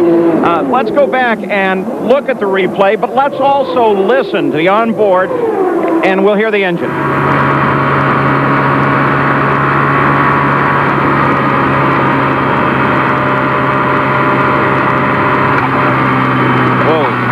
That's a terrible sounding engine. They don't sound good. They don't sound nice and smooth when they're not running right. I don't know. Sounds like one I had when I was a kid. Eddie Cheever was into the pits, and he has stalled in the pits. He's not a factor at the front of the race. Here is where the battle exists right now, as Buddy Lazier is holding off Ari Leyendijk. But boy, Leyendijk has been running laps 2:23, 2:23.5. Here is Eddie Cheever as he came out of the pits just a moment ago. And that's when he got in trouble. Oh, he didn't stall it. That's not just a stall. He almost spun. He spun the car. He half spun the car. That's why he stalled it. He had to stop it. He was losing control of the car. I think that'd just be about a legal spin, wouldn't you think, Danny? Just almost there anyway. Just about. That's why they had to pull him back and restart him. Let's go to Jack Arute. Tony Stewart out of the race, Jack. He's taking the air. Whoa, look at that. Ari Leyendijk jumps around Buddy Lazier as Lazier gets caught up behind Lynn St. James. Now, Jack. Well, you lead 1 minute, and then you're out of the race, and Ari Leyendijk makes moves. But Tony Stewart, you were messing with the pop-off valve, trying to maybe control some fuel, and then it popped off. And then we heard on board camera later, a couple of laps back to green, that the motor died. Well, it's one of USAC's junk pop-off valves. At least next year in the IRL, we go to normally aspirated motors, and we don't have to worry about that garbage. So, what about the track conditions? You know, we're seeing some awfully fast speeds. We're seeing some good, solid racing. Well, the track's great. You know, everyone's using their head. Everyone's being very careful and running smart races right now. The lap cars are looking in their mirrors. Everybody's running good. I mean, it's a fun race out there right now. It's just a shame that we're in here. Paul? Well, we've got a number of purple cars, and I do apologize because the 91 car, Buddy Lazier, purple trimmed with a little yellow, is still in second place ahead. Well, maybe not for long. So maybe I spoke too soon. Leyendijk moves. That still doesn't get him at this point. You know, Paul, I made the same mistake. I have two cars among the Emma cars that look almost identically the same, so we all did it. Can't blame just you. Well, they actually have three, and the one thing to watch for on the cars, you look at the front shot of it, see those vertical yellow stripes down inside the wheels? That's the indicator. And I think something we just missed while this pass was being attempted was that Jones just went and peeled off and went into the pit. So he's pitted under green. Now remember, Davey was behind all the pit stops because he didn't stop in the last yellow. So as Danny said, pitting on the green is going to hurt him a lot. But it was Rick Gallis's gamble with the Delco car there. So Davy Jones makes his stop. Lazier is now the leader of the race with Ari Leyendijk right behind him and trying to take that lead away. Jones drops into third. Johnny O'Connell, we mentioned out of the race earlier, Jerry Punch. And Johnny said with me, Johnny, what a disappointment. You had to work so hard to be able to get sponsorship to get into the race, and it's a short day. Yeah, you know, it's really unfortunate. We missed the first week here, and, you know, the guys did a great job. Mechanics Laundry saved us financially, as did Optima Batteries. And, you know, with us having an endurance background as a team, I was just biding my time. I mean, we'd gone from 29th to 14th by lap 50, and I'm like, all right, this is no problem. Everything's cool. And then we started losing fuel pressure. So not certainly the way I wanted to debut at the Indianapolis 500, but we'll be back next year with a stronger effort. Paul, he may not be driving anymore, but he is signing autographs. He didn't want to go back to the garage area. He's standing out here on pit road talking to all the fans. Well, the race average is picking up 153 miles an hour right now. Ari Leyendijk turned the last lap at 2:27 as he continues his pursuit of Buddy Lazier. Lazier is the leader of the race. He turned the last lap in traffic down 5 miles an hour slower at 222. Let's go to Jack Arute. Davey Hamilton for A.J. Foyt. Take a look at this. These are the half shafts that go from the power plant, the transmission, to the rear wheels. Believe it or not, Hamilton has a problem with the half shaft, and what we're hearing is, if necessary, they intend to change these half shafts on Davey Hamilton's car. He's coming in right now, gentlemen. You know, unfortunately, Jack, if one of those things were to break, it just guarantees you a wreck, because then only one tire would drive. Nobody could drive a car straight like that. So Davey Hamilton began changing maybe the half shafts. He's 4 laps behind the race, running in 17th position. As another problem, this is Jourdain, and it looks like yet another engine problem, Danny. Well, an engine or something from that right side. It could be something in his right hub, but that doesn't look good. When you've got smoke coming out of your car at this stage of the race, you're not going to go very far. Battle for the lead goes down the backstretch. There it is, as Leyendijk inches forward. Looks like within a lap or two he could have him, if not sooner. Well, I think what happened, Paul, is they most likely are both running in their cruise gears. And, for example, Leyendijk is getting a good tow. In other words, it's going easier on his car because Buddy is helping pull him around all the way around the racetrack because he's close enough to get the draft all the time. As they flash across the line on the 91st lap, interval remains the same. And you know what? With Arie Leyendijk, he might be sitting back there saying, I don't care if I pass the guy or not. I might just want to sit here and be comfortable, be pulled down the back straightaway, conserve a little fuel, and sit there and wait and see what happens. And they're both handling extremely well. I watch them come through turn 2 over here, and you can just see the confidence that they have by the line that they take, Danny.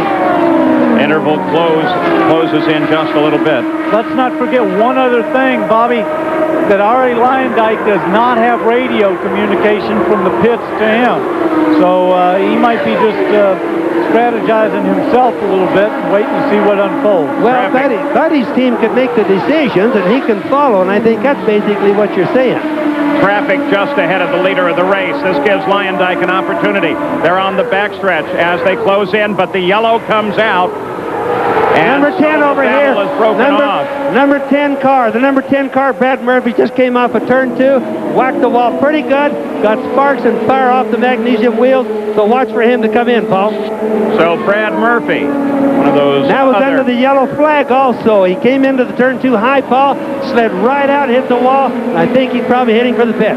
So you're saying that the yellow actually came for something different, which was debris, and then Brad Murphy got into the wall. Absolutely. We'll be back after this message and a word from our ABC stations.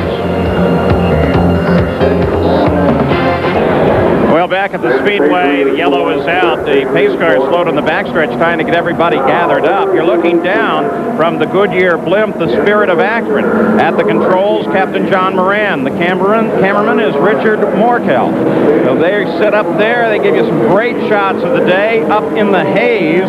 The skies have remained hazy. In fact, occasionally a sense of blue. What do you? Oh, is this the weatherman in turn 2? Paul, I hate to interrupt. The pace car stopped down in turn 2, waiting for the cars to come around. Pace car wasn't able to get the leader.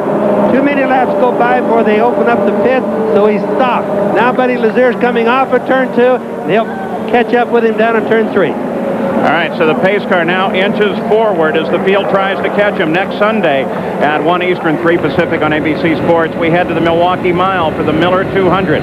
Last year, it was a photo finish as Paul Tracy took the checkered flag. This year, coverage begins Saturday with qualifying on ESPN2, and then the race itself next Sunday right here on ABC Sports. So we have a yellow. We're waiting for the pits to open as soon as the field is gathered up by the pace car. And this is 7th place Mike Groff. Been steadily working his way up through the field. As we stay under yellow, the 10th of the day. Back in Indy, and I got to tell you, some things have happened during this yellow. The 6th yellow of the race, Arie Leyendijk, you can see he's in the pits. He's in trouble. Eliseo Salazar also heading for the pits, and the reason for all of this, we'll watch Leyendijk as he starts to come out of the pits. He got in trouble. They were making the change to the wing, and he rolled forward, and then he stalled it. Now, up at the corner of the screen, upper left-hand corner, there is Buddy Lazier, and that's who he's most concerned about because he wants to get out ahead of Lazier. Now, when Lazier started rolling, Arie got anxious, and then this happened with Salazar. Salazar just drifted right down into the side, got up on the track, through the mud, stayed on the track. Both cars were able to continue on. Well, he didn't just drift down, he turned down and already had the lead. Right here you'll see this yellow, see that cone on the left? Boom, he's there, he's in front, and Salazar just comes down. Totally Salazar's fault. That looked like it was even intentional, although I don't believe it was. No, but Ari at the blend line, that cone on the left-hand side, when they came out, was in lead. There's no way that he couldn't have seen him, Danny. See, now he gets rolling. And now you have to, I want you to look on your lower right screen. All right, now he's up to speed. Here comes Salazar in the green car in the back left. And there, see that yellow line across the track right there, the dotted yellow line. The dotted yellow line right there, right there, right there. So Ari has to get to that first, okay? We go forward. Here we go. Ari's there. He's got him, but it's close. And now Salazar's up there. And boom, he just chops down. Look at that. And it's 2 lanes wide. There was no reason to do that. He didn't have to do that. He could have gone around, and they could have sorted it out further around. And, of course, he spins himself up there. Unbelievable. Unbelievable. Hard to believe that a veteran like Salazar would make that error. Jack Arute? Well, at first they thought that Ari Leyendijk was going to be able to exchange the nose, put new wings on. In fact, Leyendijk, remember, the crew can't talk to him, kept saying, just don't let me get passed by the pace car. Just don't let me get passed by the pace car. Then they went back and they realized that in the rear wing area, down by the under tray, that too was cracked. And they had to break some of that off. So now, Gary Gerald, he's in here. He's going to go back, but he's going to have to limp around. Well, Jack, while that was taking place, Eliseo Salazar came in, and there was significant damage to the left side pod. In fact, most unusual, a huge hole about 7 to 8 inches long, maybe 3 inches wide in the left side pod, down through the carbon fiber or the Kevlar. They patched it with tape. They've sent him back out, and now they're going to bring him back in on the next lap. And you can see the activity here on the wall as the crew gets tires ready. They didn't make the tire change. They will do that this time as they bring him in. So it's a scramble down here, but it looked like everything was going to be operational. You can see the side pod, left side, and it was nailed, and it left a gaping hole. And look at Ari's front wing. It went right up in the air as well. That was a big hit. He came right down on him. That was a big hit, Bobby. Here's Eliseo Salazar coming back in. Gary Gerald's still there. Crew now over the wall, and here's the nose of the car. On the left side pod, you may be able to see where they've covered up with tape. It's about a foot long where they've made that repair. They're checking the suspension at the left front. The tire, we can see now that one of the upper suspension arms is bent, Paul, and this is going to create some real handling problems, I would think, for Eliseo Salazar. They're sending him out. Jack? Well, as Alessandro says, Salazar makes his way. Take a look at this. This is the piece that came off from the rear underwing area. Now, that's the part on the right side pod as it exits out close to the tire. They're going to tape it up, but this is going to definitely affect not only the downforce, but the handling on this race car for Ari Leyendijk. Paul. So, battling for the lead, Ari Leyendijk in trouble. We'll go to Jerry Punch. That's the right front tire off Rayson Gardner's 94 Lola. They bounced off the wall. It was really wide. Rayson, what happened out there? All the way from the start of the race. When the green flag dropped, I've lost my gauges, and we had a really, really bad push there towards until I came in and we put some front wing in it, and it made up for a little bit of it, and I got going there a little bit better. But as soon as the tires went away again, it just started pushing it really bad again. So I softened up the front sway bar a little bit, and that made quite a bit of difference, and I was running some pretty good laps there. People right there at the beginning, I was getting past pretty down. I almost felt like I was going backwards, you know. The push was so bad. It's just because we took the car apart there at last week and did a lot of changes to it. We didn't have any time to go out there during carburation day and check it out, you know. Couldn't get up to speeds because of the rain, and there was a few spins and everything, and ended up just hitting the wall there coming out of 4. That's slick Rayson Gardner. Paul? Under the 6th yellow of the day, we've just passed the halfway point, so now, could any weather affect us? It is an official race with Davy Jones the leader. Back Back in Indianapolis under yellow, here is your Valvoline race summary at the halfway point. 100 laps as Davy Jones was the leader, averaging 147 miles an hour, not nearly a record. 4 different leaders, 7 different lead changes, and we're still on the 6th caution of the race. There are 11 cars being reported out. Durant, Unser, Johnny Unser, of course, John Paul Jr., Michele Alboreto, all out of the race. Johnny O'Connell, Johnny Parsons Jr., Stefan Gregoire, Marco Greco, and the big name, Grayson Gardner, and then Tony Stewart and Brad Murphy with his brush up against the wall. Jerry Punch? Reason for the latest caution, Brad Murphy, problem in turn 2. Brad, what happened out there? I don't know exactly. The car just pushed on up to me, and I was trying to be smooth with it and not jerk it back down, and I didn't get it down quick enough. We said hello to turn 2. Had the caution come out when you were trying to get slowed down? Yeah, it had going into turn 1, and that's part of it. The car doesn't really like it when you slow down to those speeds. So I thought maybe it was a little slick there, and I just slid right up into the wall. I don't know what else to say. Paul, former rodeo champion, had a wild ride in turn 2. Paul? All right, Brad Murphy, Ari Lyondike, they're still working on that car. Why is he here? Well, it's what Danny and I and Bobby think might be the key moment in the first half of the race, so Tony Stewart was certainly a key moment when he went out. But this was it, Danny, as the leader comes by, Lyondike comes out, and then there's Salazar. Well, that's right. Ari had stalled it, but now see the race into that dotted yellow line right there. Ari got there a little bit in front. Salazar and him, there's plenty of room. They can sort it out, but Salazar just turns down.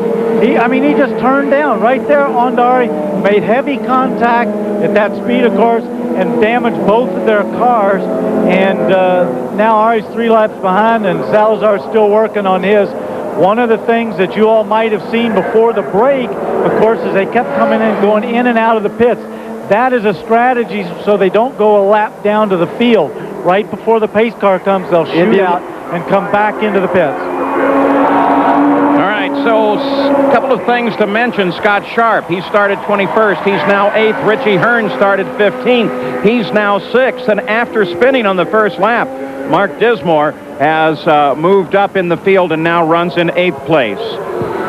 And there is Robbie Buell running right now in 12th place. First view with his onboard camera today, so attrition very definitely playing a role. The third and final jewel in the Visa Triple Crown Challenge is Saturday, June 8th on ABC Sports. Join us for the 128th running of the Belmont Stakes. That's Saturday, live, June 8th, here on ABC Sports. And Paul, I just wanted to mention, if everybody wonders why Salazar did so much spinning, just kept on spinning and spinning and spinning, again, it's because it rained all night or this morning, and it's very wet. Once you get water on the tires, there's just no adhesion between that and the pavement. Well, as we look at the full field rundown at the conclusion of 103 laps, it's more than wet down there. That's almost a swamp, Gary Gerald. Paul, we were checking with the crew and Dick Simon, who's on the radio with Salazar, to see if he gave any explanation for the contact, and he said no, there was nothing. He just radioed and said, I had contact with Lyondike. Let me show you, however, here's the toe link piece. This is what's bent on the left front suspension, this piece right here. They'll have to see how the car handles at speed, whether or not they have to change that. It's much easier to change that as opposed to having to change one of these entire suspension arms. Apparently, they're rigid, solid, okay. But if you're going to have a bent toe link, it's better to have it on the left front, I'm told, because you may be able to still handle the race car. It's not as critical on that particular corner. Yes, Gary, but it also could create an unsafe situation. Anytime the suspension is broken, it could be cracked. That could mean that it may break later on. Hey, Gary, I've got a question for you. We wonder why Salazar turned down so sharp, and he spun, and he comes up with a flat right rear, but he never hit anything with the right rear. Oh, the left rear, Danny, that was flat on his car. Was it the left rear? Yes, and that's where he got into. Lyondike was on the left side there. Well, I stand corrected. I'm sorry. Yeah, all the damage that we saw when they came into the pit was strictly on the left side. Well, Danny, it's just as confusing because the car was going around so many circles. But Davy Jones is the leader of the race, but remember there is a 10-lap interval between the last time he stopped on lap 87 and the last time most of the front runners, with the exception of Richie Hearn, stopped. Now, as we're ready to pick the race back up, Ari Leyendijk has managed to get back into the fight, but he is 5 laps behind the lead of the race, running in 17th position. Top 5 cars are on the leader lap, and don't forget, last year you had Jack Villeneuve go 2 laps down and come back to win the 500. And Ari Leyendijk's reporting to his crew, according to Jack Arute, that it's steering a little hard. Here comes the green flag. 105th lap. They're starting 106th. They're looking for the leader at the starter stand. And there he is, Davy Jones, making the turn into the corner. Lazier, that purple car with the yellow verticals, that'll be the second place car, followed by Roberto Guerrero. Now, a little story on Davy Jones, who is leading the race right now, Paul, is he was out of sequence on the pit stops with Rick Gallows before. Rick gambled on the yellows to try to get him back into sequence. Well, they're basically back in right now. They're not very far apart because the yellow flag helped. Roberto Guerrero just moved out and around Lazier and picks up second place. So Roberto Guerrero, a little better momentum, I think, on the restart, Danny. He had a great run off of turn 2 and just blew by Lazier is the best way to describe it. But, you know, Buddy might be conservative here and just working his way back through. Obviously, Guerrero wanted to get up pretty hard. And remember, he has boost to run, give him extra speed, plus he can run in his racing gear, which is 5th instead of the cruising gear. So a change at the second position of the field is Roberto Guerrero, who is looking very strong today. Moves out and into second place. Davy Jones still the leader, but he's been able to pull away just a bit. Now 3.1 seconds. There you see it as we continue to track the leader of the laps and the rest of the field up at the top of the screen. There's Davy Jones heading down into the corner. Now you look back, and there is Roberto Guerrero, closely followed by Buddy Lazier. And don't forget, he's got a little bit lighter fuel load. Not a lot, but a little bit lighter. But he doesn't have as new tires as the other ones do, but he's got a little lighter fuel load, and that might be helping him. He's also out in front where he's got that clear air. And then as Guerrero came into turn 2, entering the turn, getting down to the white line at the apex, he was wiggling a little bit. So I think he's running pretty hard. 109 laps complete. Davy Jones, the only car in the field with Mercedes-Benz power, out in front as he drives, of course, for Rick Gallows.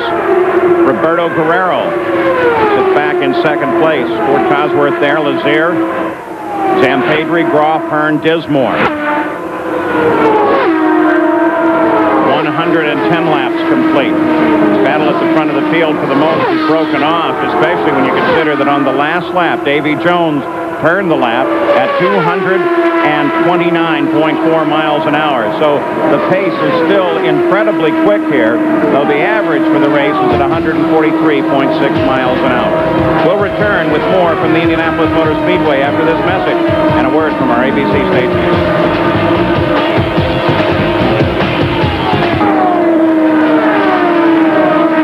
Back at Indianapolis, no changes after 114 laps. Let's look at the rookies once again.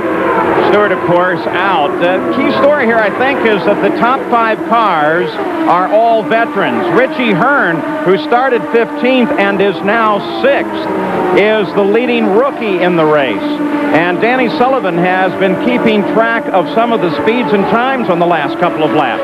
Well, yeah, we haven't, further down in the field, they're a few laps back, but Dismore ran a 2:27. Cheever, who's way down, ran a 2:34. Lazier's running around the 2:21 mark, and Jones, who's out there in the front, is posting speeds up as high as 2:28. And after spinning on the first lap, Mark Dismore is now up to 7th. You know what was really surprising is Salazar, with the bent front end that we know about, went out right after he hit the track with new tires and everything, went green. He turned 227, but he's obviously having some problems, Paul and Danny, because now he's down to around 213. So maybe he's wearing a tire out a little bit. So there's the leader of the race, Davy Jones. You got a glimpse there for a while at the number 8 car of Alessandro Zampedri. He runs in 4th place. What a great run for that young man. Now Richie Hearn in that number 4, just ahead right there to the left, that yellow car, just past Davy Jones. Now he's down a little ways, but he's really been coming to life. I've been watching down here in turn 2, how he runs up on him and finally just passed him. That means he gained 1 lap back there. Well, what that does is puts him back on the leader lap. So and he's running strong. He ran some 223s, 227. I saw earlier, but that makes me question a little bit, how's Davy's car handling? Or has he just got a pace, and that's all he wants to do is go at that pace? I think Davy's handling good. It's just a mere matter that Richie Hearn just been getting with it, and he's moving up. Right now, he's the fastest car on the track. Now remember, Davy Jones stopped last on the 87th lap. It's now lap 117. He is out of sequence with most of the rest of the field with the exception of Hearn. Eddie Cheever into the pits. His day has become very long and difficult. You think that's a standard pit stop there, Bobby? I don't know. He has had so many problems, Danny, I guess I can't guess on him anymore. I've lost track, and I don't know whether he pitted in that last yellow. Well, he came in 15th place, well off the lead of the race. Now we'll take a look at the interval. There is Davy Jones as he crosses the line, looking back to Guerrero. Right there it is. So the interval 6.2 seconds between Davy Jones, the leader, and Roberto Guerrero. And we've got a car in trouble. Driver climbs clear of it. Looks to be Velez. It is Velez. Hard to tell. It is Velez, Paul, and he's right down here just past us, coming out of turn 2 is where it happened. He's on the inside wall right there. So the yellow flag comes out. Is that, Bobby, could you tell, is that a crash, or did he just drive it there because of a fire or something? Do you know? Paul, I can't tell. I just, honestly, there's no skid marks going down there. My idea is he's an indentation on the wall. He just parked it there. Yeah, maybe knew the fire trucks were there and he wanted to get some assistance. So Davy Jones is the leader, and we're yellow once again at the Indianapolis Motor Speedway. 118 laps of the 200 complete. Still under the yellow at Indianapolis. ABC Sports will return here to the Indianapolis Motor Speedway in August for the third running of the NASCAR Brickyard 400. And then 2 weeks later, we're off to New Hampshire for the next stop on the Indy Racing League circuit, the New England 200.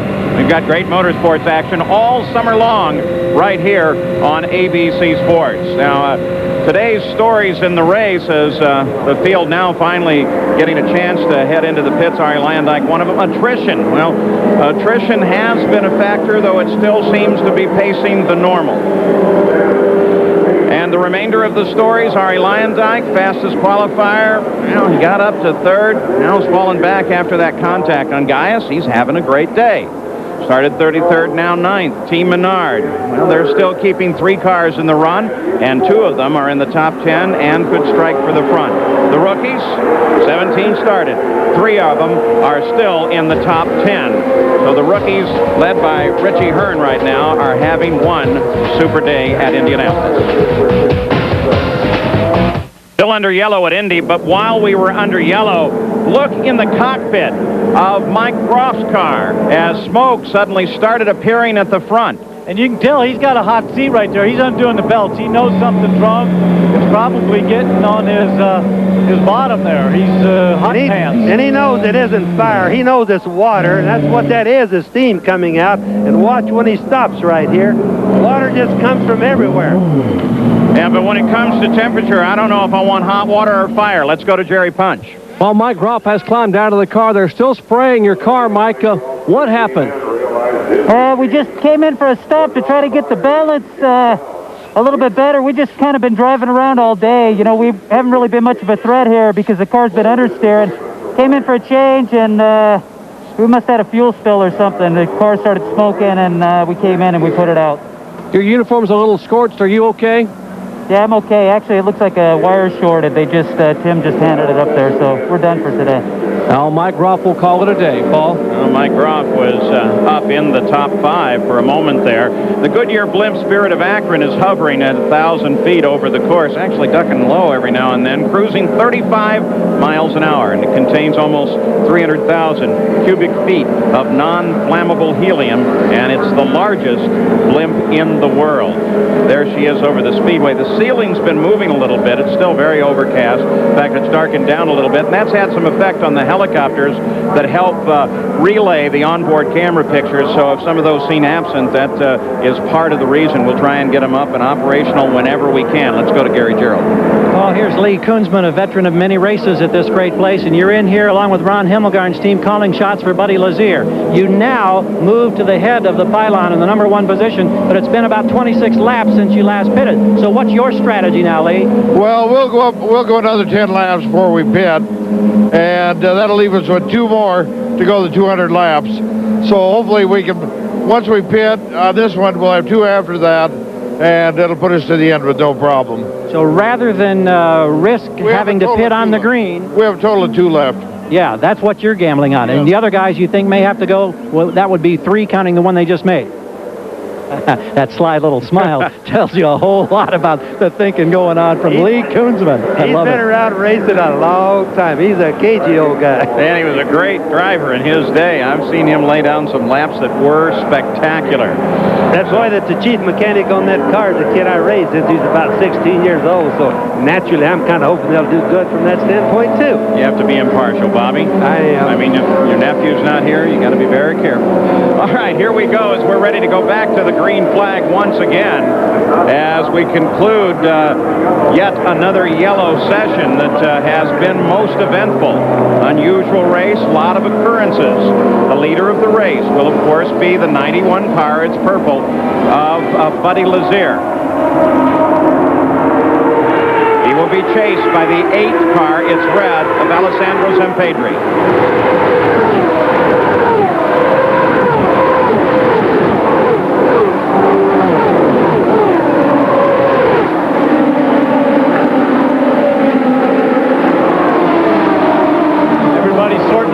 Out in that traffic, there was a few close moments right there.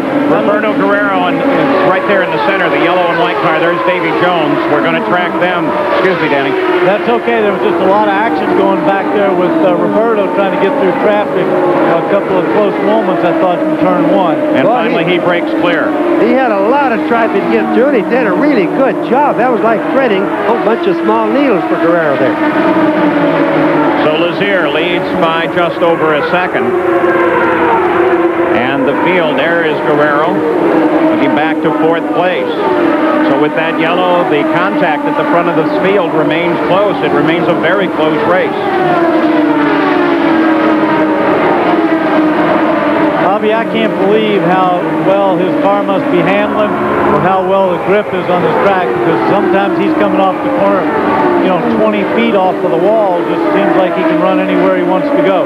Yes, the track, again, is so good this year, Danny. Between that and the new tires, both Firestone and Goodyear made giant gains this year. The cars are absolutely remind me of the old days when we first put the ground effects on them. They're really, really, really stuck. Makes it awfully easy for the driving, but I envy those guys for that. You saw as Guerrero came up on Jourdain, him point to the side that he wanted him to pass. He knew Guerrero was much faster and gave him the race course. They're also going to black flag Joe Gosick. They say he's spraying something out of the car, and there he is answering that black flag, the 43 car for the normal 00 Joe. And of course, that's a safety issue. They don't want him to dump fluids on there that not only could cause an accident for himself, but could cause a bad situation for the rest of the field. There's Davy Jones. Looking for a way to get by. There's Roberto. Roberto is just nibbling away at him. And Roberto at this moment is running only about a mile an hour faster. Well, he jumped up 3 miles an hour there on Davy, and a lot of that's traffic related.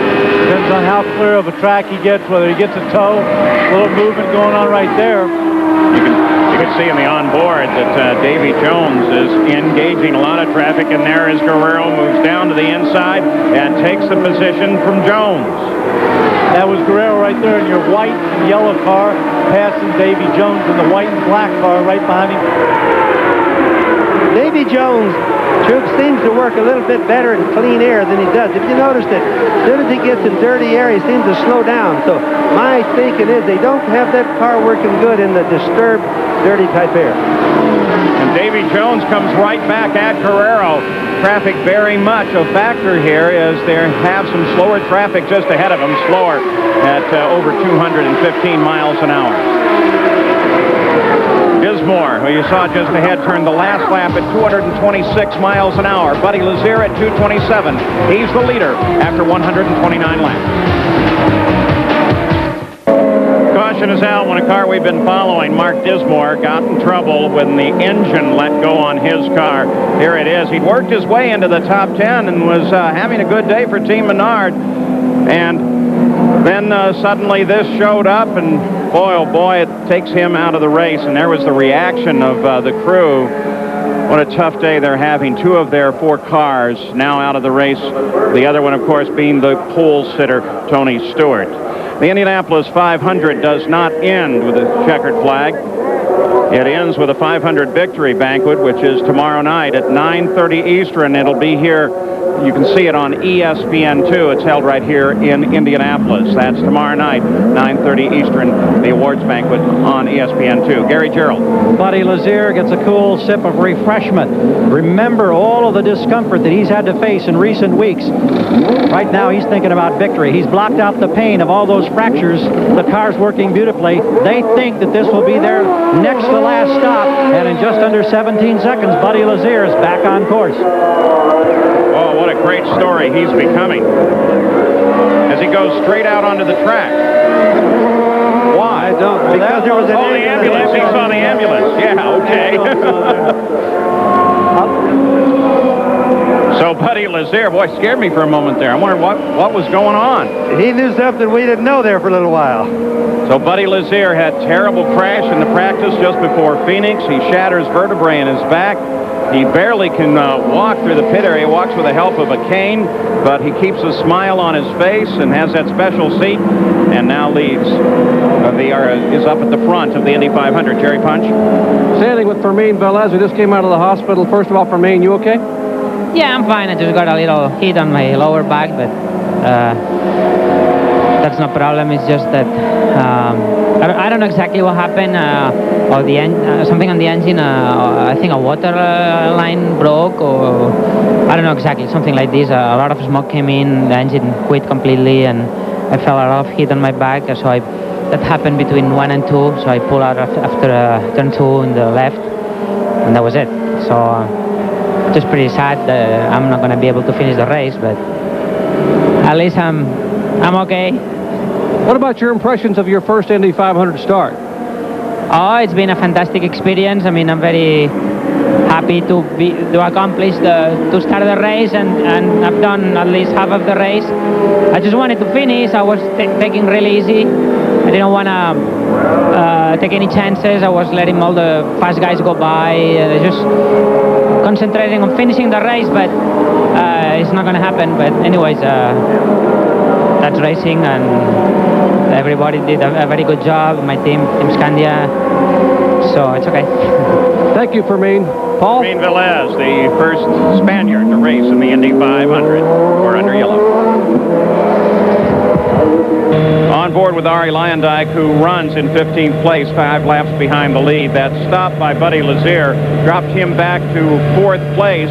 Roberto Guerrero picks up the lead, followed by Davy Jones and the rookie, Richie Hearn. Now let's take a look ahead to what we expect in the IRL. Well, on the 18th of August, we'll be in New England for the New England 200, and then the final race of the year at Las Vegas.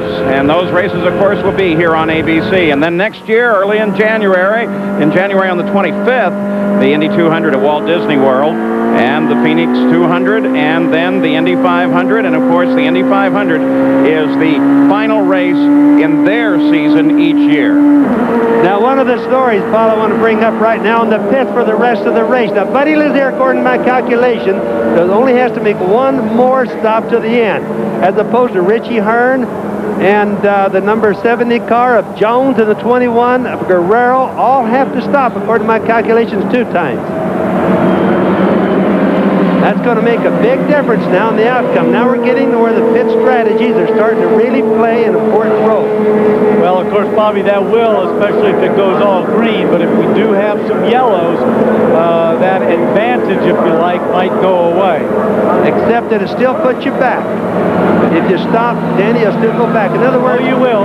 If Buddy doesn't have to stop, he should be able to retain the lead now. Or in other words, if The other guys have to do 2, and he does 1. He's going to stay in the lead. All right, let's go to Gary Gerald. Oh, just a quick mention on Eliseo Salazar. Of course, when we last left him, they were concerned about that suspension piece, the toe link on the left front. Just checked in with Dick Simon and the crew. They say the car is working remarkably well. No concerns about that, so they didn't have to change anything. He is down a lap to the leader, but he is in 6th position, so he may be looking at a great payday after all. Yep, 5 cars on the lead lap as they continue to circle Indianapolis under our 8th caution of the day.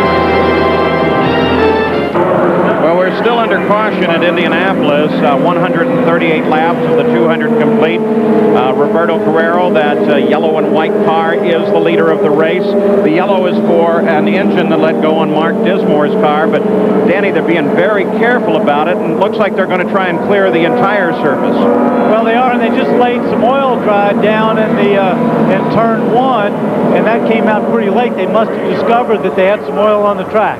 And Danny, you notice as they got down to turn 2, they didn't get on the racetrack. They stayed right down the pit apron. Right.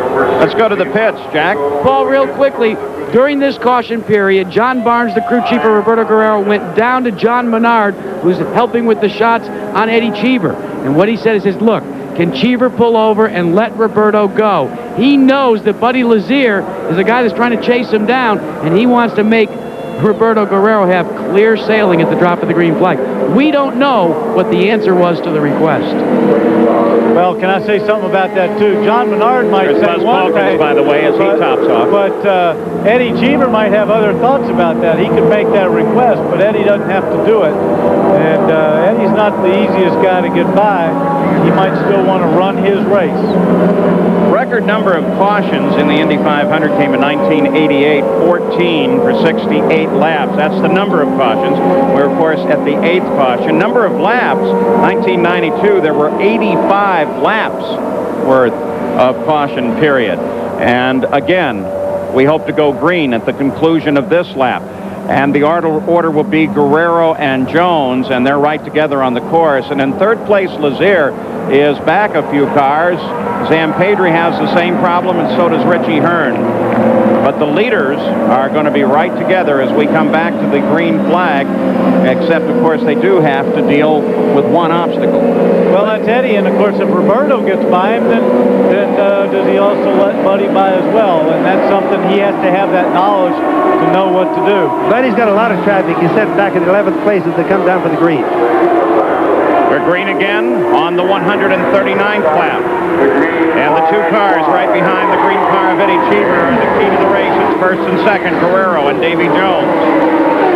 Cleanly through turn 1, and I don't think Cheever is caring a whole lot about who's behind him. He's really blazing out through turn 2, and Eddie is absolutely pulling away from him, Paul.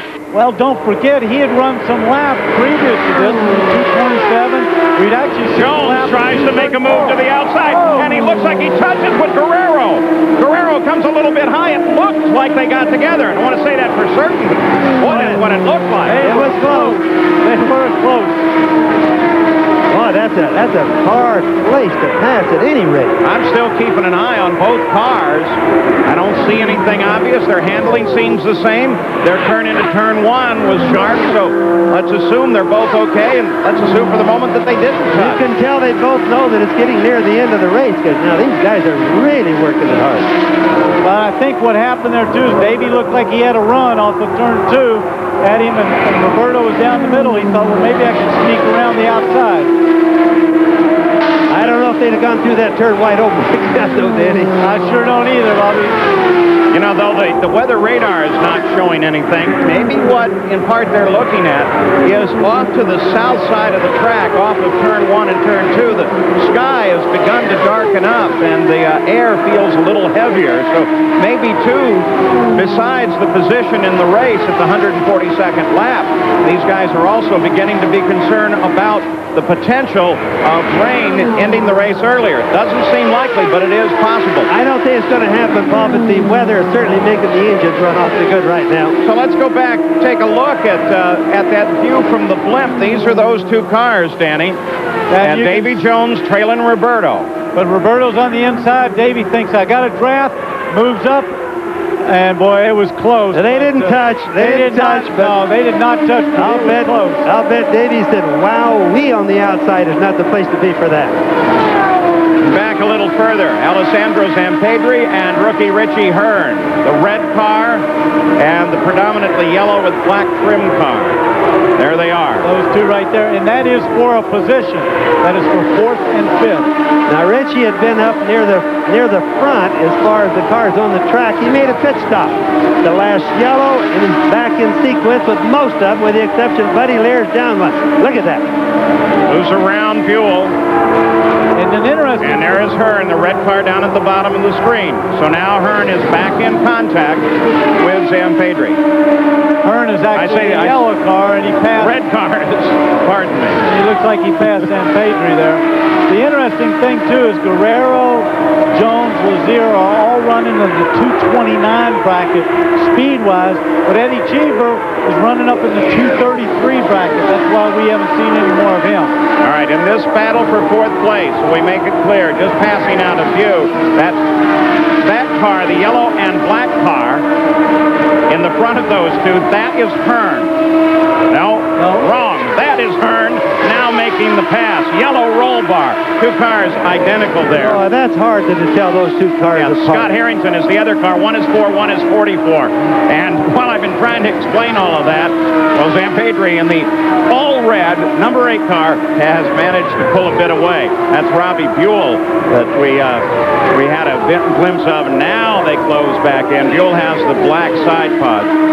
So now we have them back in contact. Zampedri, the number 8 car, and there is the 4 car of Richie Hearn. Now, just to stay a little bit more in contact with everything how it's going, you've got, of course, Guerrero leading it, Davy Jones the second, Buddy Lazier, who's back 9 seconds right now. But remember, keep in mind, Buddy only has to make one more stop. So do the other guy. So let's see how it's going to come out on the pit stop. That's going to be the story to the end. And also one thing, too, Bobby, right now the speed chart showing Guerrero and Jones are running at 229 miles an hour, while Lazier is working his way through traffic. He's going up and down from about that speed to as low as 219. Oh, that traffic really hurts, Danny. That traffic makes a big difference. And, of course, Eddie Cheever just turned a lap at almost 235 miles an hour. This race is, somebody else got a blown engine, it looks like here. Yep, that's Jim Guthrie, another one of the rookies in the race, and he has some fluid coming out of the right front as well. Now, the right rear is on fire down there. Yeah, that problem's in the right rear. So Jim Guthrie will limp back to the pits. It appears he's going to be okay, and he's going to make it safely back there. That's our boy from Albuquerque, Jim Guthrie. The green light remains on because he was able to get that car off of the racing portion of the course very quickly. Nice job by the driver of the 27 car, Jim Guthrie.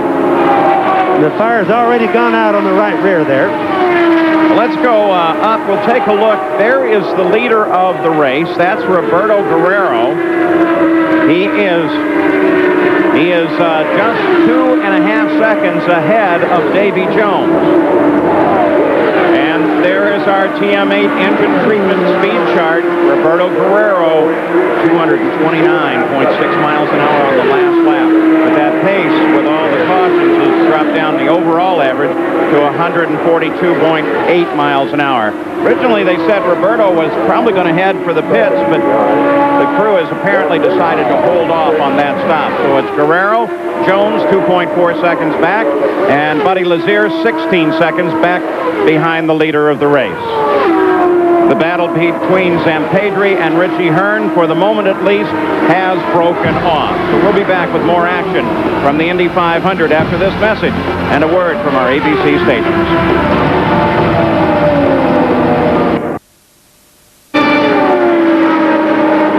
At Indianapolis, here is the TM8 engine treatment race summary after 150 laps. Well, we keep track of Richie Hearn as he tries to chase down Alessandro Zampedri. Guerrero still the leader of the race, average speed 143.9. 4 different leaders, 9 changes of the lead, 8 caution periods, but not nearly a record. And cars out, the list is now getting longer and longer. Durant, Unser, John Paul Jr., Michele Alvarado, Johnny O'Connell, Johnny Parsons, Gregoire, Greco,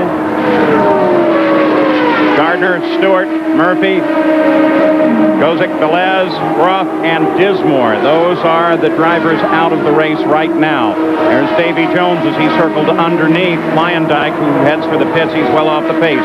Jerry Punch? Well, Paul, we went to commercial a moment ago, and Buzz Calkins was 8th. Now he stands with me. Buzz, has something suddenly happened to the car? Yeah, I think we had a right rear upright go on us, and so I'd come down through turn 1 and 2, and the car was all over the place, so we just brought it in. I don't think we can do anything about it. Not only does the race go away, but also the championship, unfortunately. Yeah, that's what the most unfortunate thing is. You know, we were running in a position where we could have won the championship. Everybody else had dropped out, and so that's the frustrating point of it, but, you know, we'll get it next year. Very talented young man. You'll be hearing his name a lot in the future. Buzz Calkins. Paul? As a reminder, that reference to the championship is, as we have mentioned, that the IRL ends their racing season with the Indy 500s. That means it'll start in one year and end in the next year, and this is the end of the first IRL season.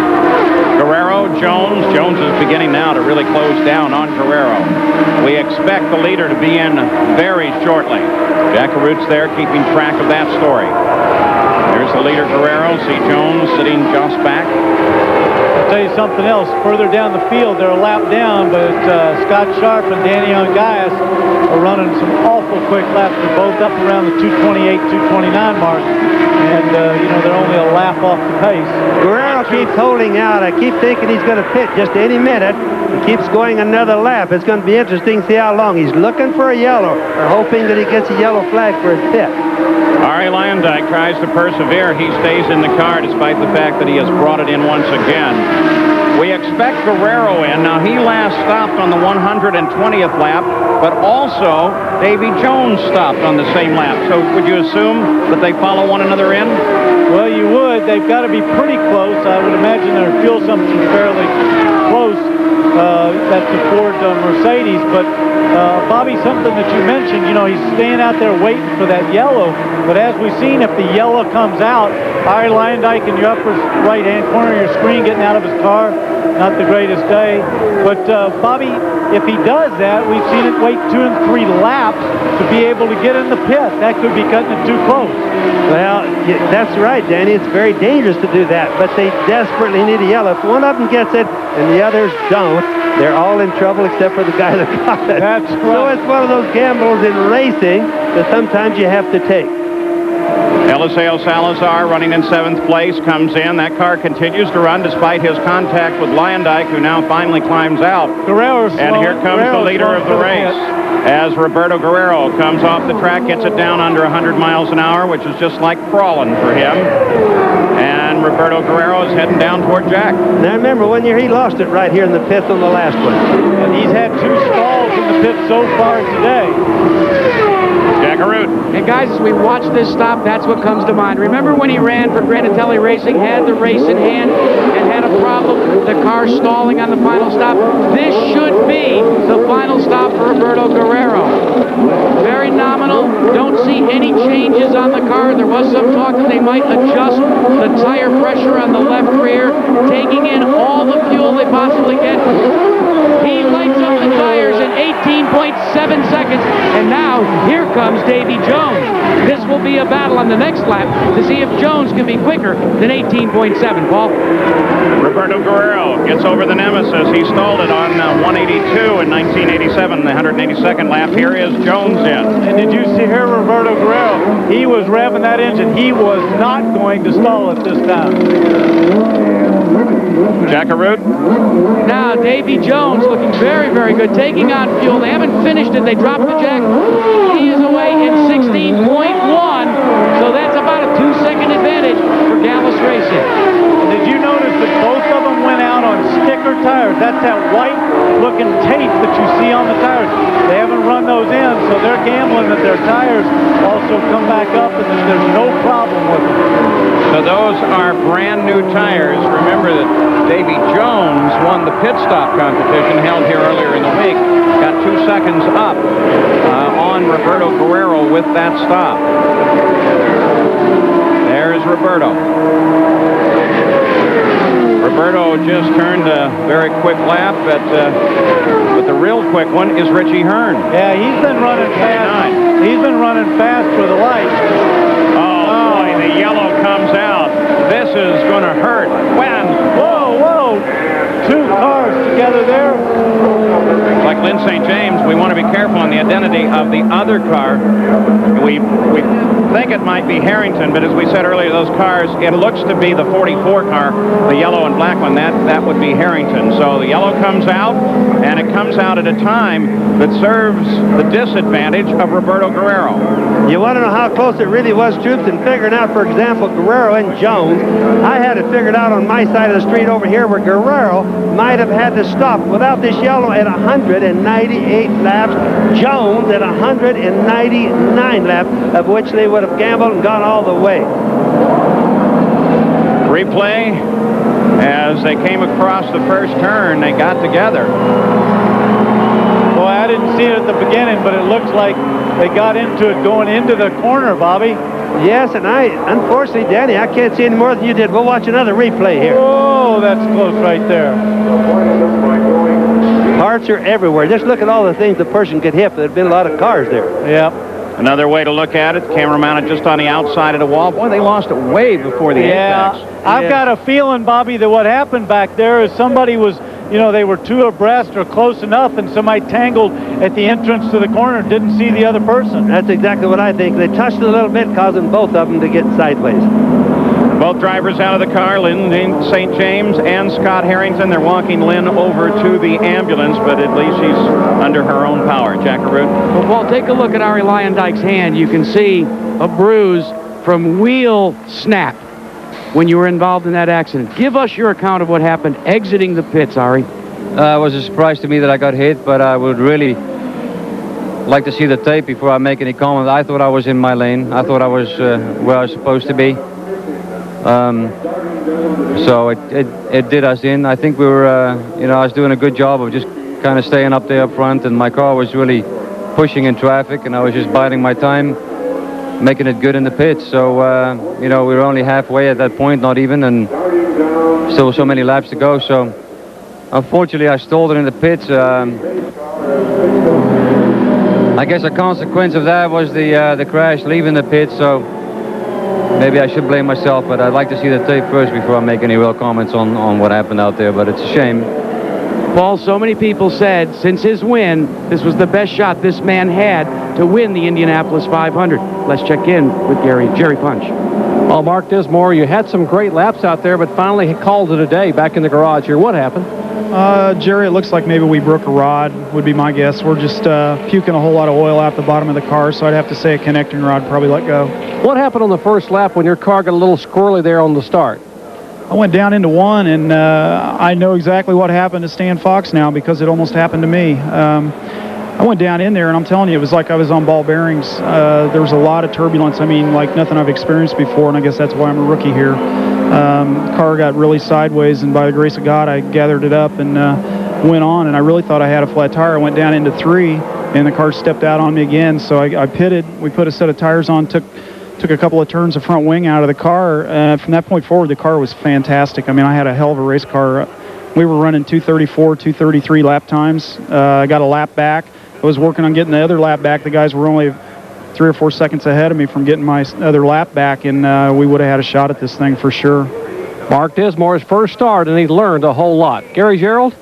Jerry, the 2 cars that were up front that made those stops just prior to the yellow, Davy Jones, Roberto Guerrero, has left Team Himmelgarn here, possibly in the catbird seat.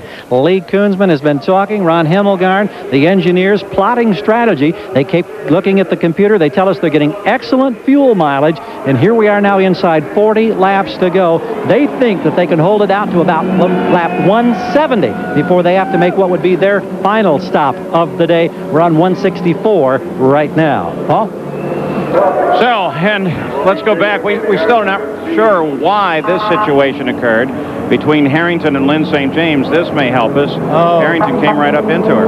Two abreast there, as we saw two abreast, and I can't tell whether Lynn turned down or Scott drifted, but there just wasn't enough room on the racetrack for both of them. And heavy damage to that car, but the good news is both drivers were able to walk away from this situation. If there's any medical update, we'll give it to you. Is the pit Speedway and keeping track of the action, the Spirit of Akron, one of the 3 Goodyear blimps in its domestic fleet. It's docked at the corporate headquarters located in Akron, Ohio. There she is up over the track. Let's go to Jack Arute. Well, Paul, here's the first tactics for this team and Roberto Guerrero. They are getting such good fuel mileage under yellow, over 5 miles to the gallon. Now John Barnes says with 2 laps to go, he may bring Guerrero in under this yellow period and top the fuel tank off. And then he should be able to go the distance. We'll watch for it. Now that's what now that's what Buddy Lazier's crew better do too, Jack, because remember, right now, first in, first out. Now, the crew should have thought of that. So the stage is set for a most fascinating run to the finish at Indy. It seems like everything's happening under caution here. Look at Roberto Guerrero as he pulls away, but you saw all that water. Well, there was a lot of action in the pits. Now, we're going to show you that in just a second. Some vapor at the back of Roberto's car. Here's the leader of the race, Buddy Lazier, and he's going to come in and top it off as well. And 2 tires. It looks like they're just changing the tires. They're going to go for everything. Gary? Yes, indeed. They thought we were going to try to make it to lap 170. They're on the 167 complete, and it looks like routines. Oh, now wing change up at the front nose, and it appears to be a significant one. Car off the jacks, rolling. Not a good stop and a slow pickup. It was 19.3 on my clock. Doesn't matter though, Under Gary. yellow. Don't forget it's under yellow. That doesn't matter. He probably didn't lose a spot. So let's go back now and we'll show you what happened just a few minutes ago to Roberto Guerrero. He was in for a routine stop. And Danny, you've been worried about those nozzles. Yeah, and you saw the guy was having trouble getting the nozzle in. Obviously you saw some fire right there on the right rear. Everybody's dumping water. We're trying to get it out. But look at Roberto. He stays with the car. Well, he doesn't want to get out. If he's not being warmed up by the fire, so to speak, he's not going to get out. The guy's holding him right there saying, okay, but in a second you'll see him start to get out. You saw Roberto. There's the nozzle, Danny. Yeah, I tell you what, I've been worried about those things all week. They're new, they're fast, but I tell you. And Jack Arute? Well, we've got a new nozzle going on. John Barnes engineering that right now. But if I can get my cameraman, we have the original nozzle here, guys. Well, let me show you what happened. You see the rounded edge? Right there. Now, when the fuel man went to put it in, you push it in, and you've got to turn it and push it again. But he came in at an angle, had trouble getting it in, kept trying and forgot to push it in. When he finally pushed it in, it malfunctioned, and there was a fire. And, Jack, let me ask you a question. They didn't get the fuel in the car, isn't that correct? It was awfully hard to tell, Danny, because there was so much confusion, but from my vantage point, it looked like they didn't. And I'll tell you what, I don't have a lot of hair up here, but the fire singed what little left I had. Well, was there anything else on the car, Jack, that you know of that burned? Was there any harm done to it? No, they were very fortunate there. In fact, what was really quick action by the crew really saved Roberto. Roberto was not in any danger at all. They got the water there, and now they're just going to try and get things gathered back up. And do they have to stop one more time? Because if they didn't get that fuel in, he still has to make another stop. I still think some of these guys are very close on their final stop, nevertheless. Davy Jones, the 70 car, it's white and black, trimmed in yellow. It's the leader of the race. Davy Jones is out in front, despite the fact he's down in the order. In second place, Alessandro Zampedri. And then Richie Hearn, the rookie, Buddy Lazier, and Roberto Guerrero. Those 5 cars are on the same lap, and so they are in this lineup behind the pace car. The next lap, then, 1 lap down, begins with Scott Sharp, followed by Salazar. Right now, there are 13 cars of the 33 that started still in the Indianapolis 500 with 32 laps to go.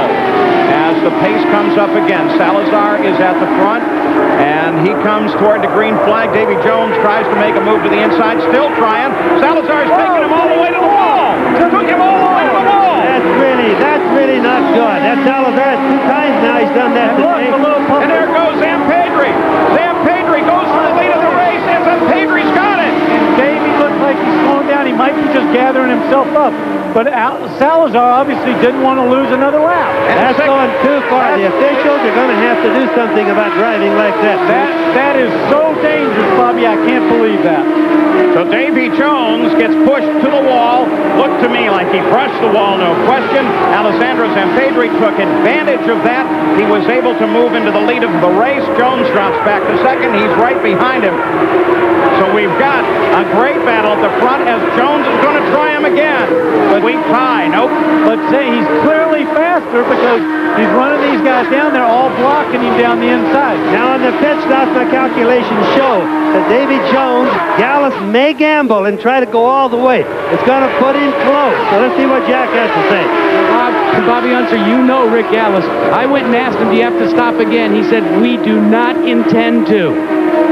That's a pretty open-ended answer out there. We do not intend to. Does that mean he's going to or not? I mean, no, that means, I know Rick Gallus. That means he's not going to do it. Davy Jones is going to run that car, either finish the race, try to win it, or he's going to be sitting on the sidelines, Danny. Alessandro Zampedri leads Indy. He becomes the 157th leader of the Indy 500. Jerry Bunch? Well, Dr. Henry Bach has just come out of the Infield Medical Center. And Henry, Hank, what's the status of Lynn St. James and Scott Harrington?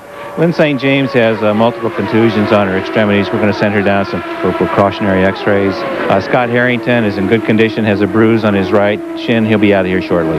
Okay, that's Dr. Henry Bach. Paul? Lynn St. James, remember, this is the second year in a row that she's been eliminated in an accident down in the first turn.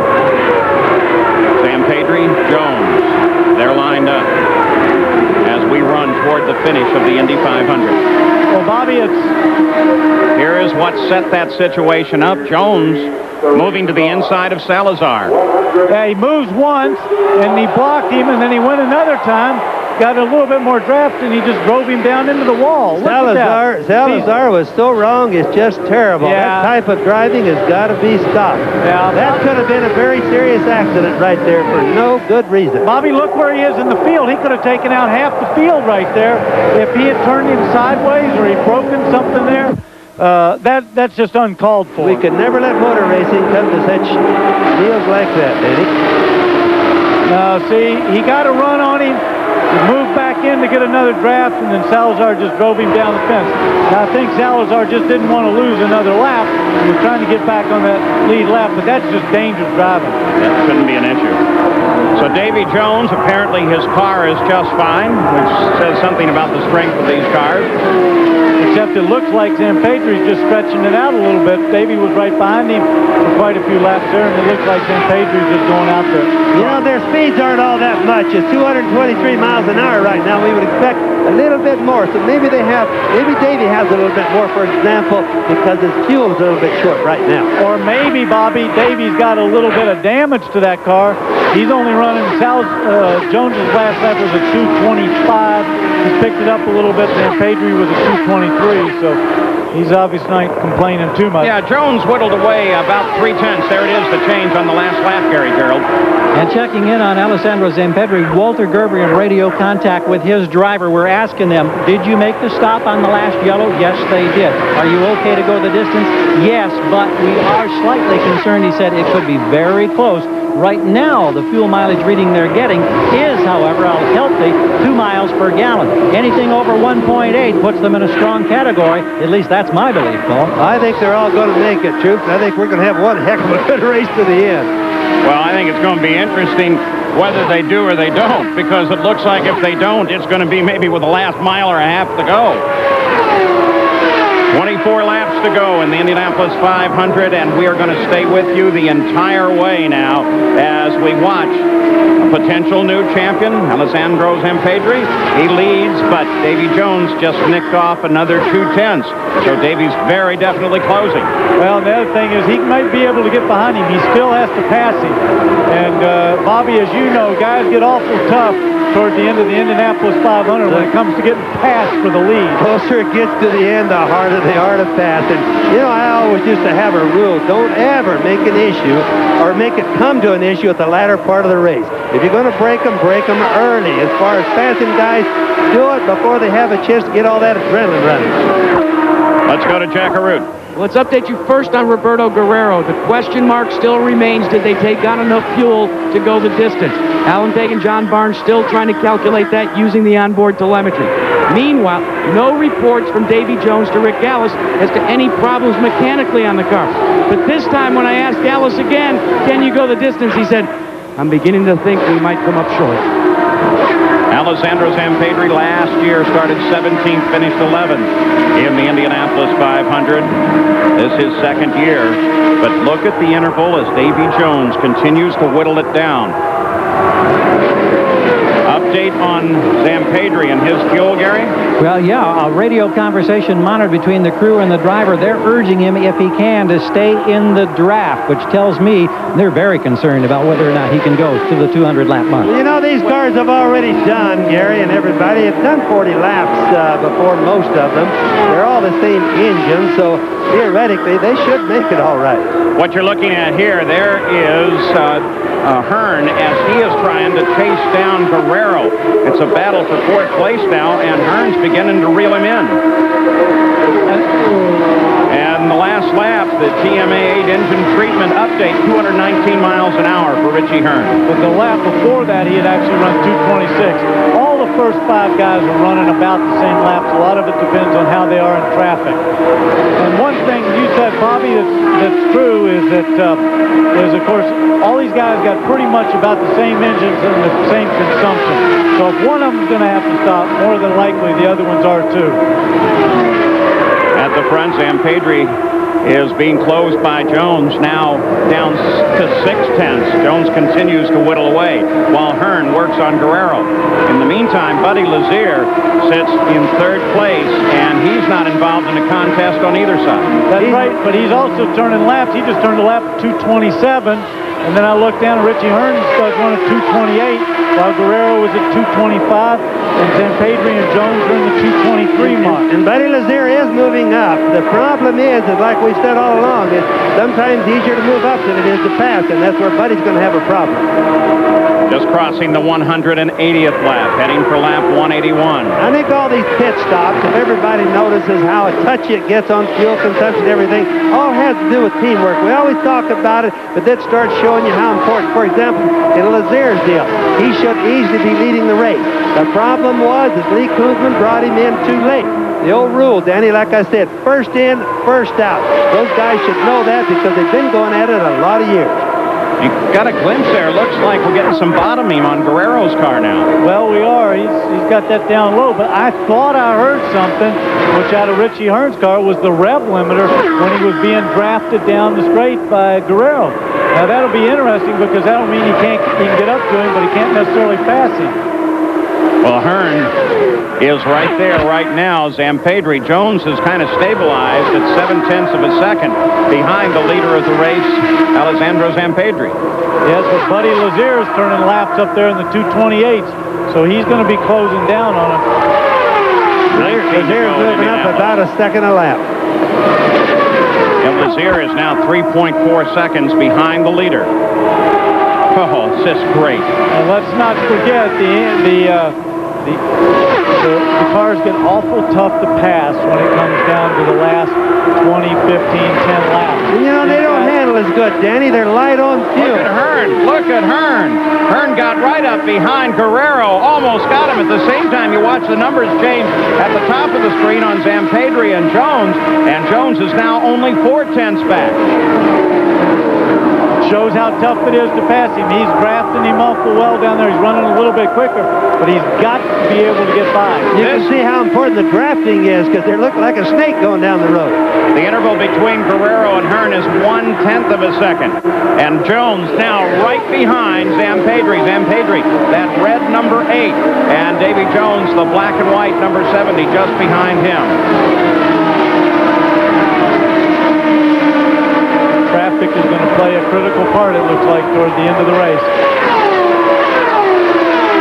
Jones closing in.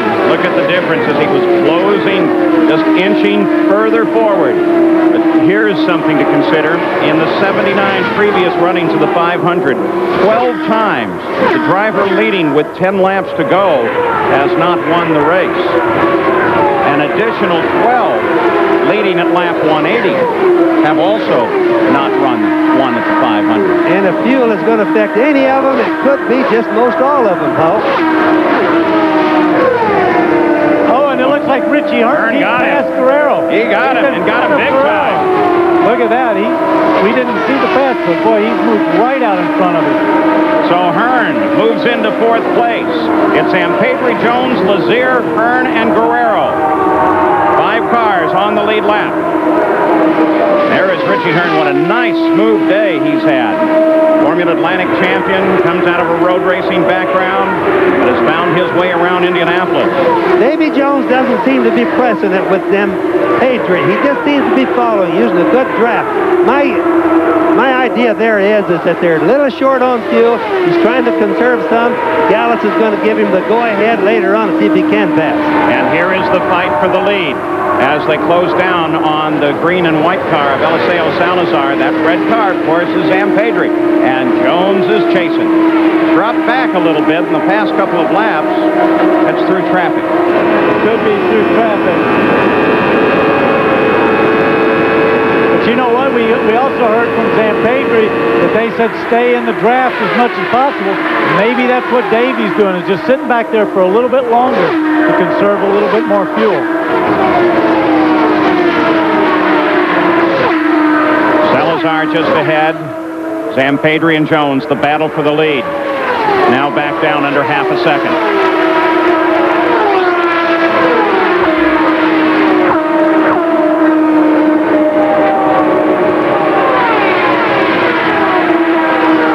Track is still good. The track is still fast. Bobby, these guys are turning up some fast times. They're running 224s, 226s.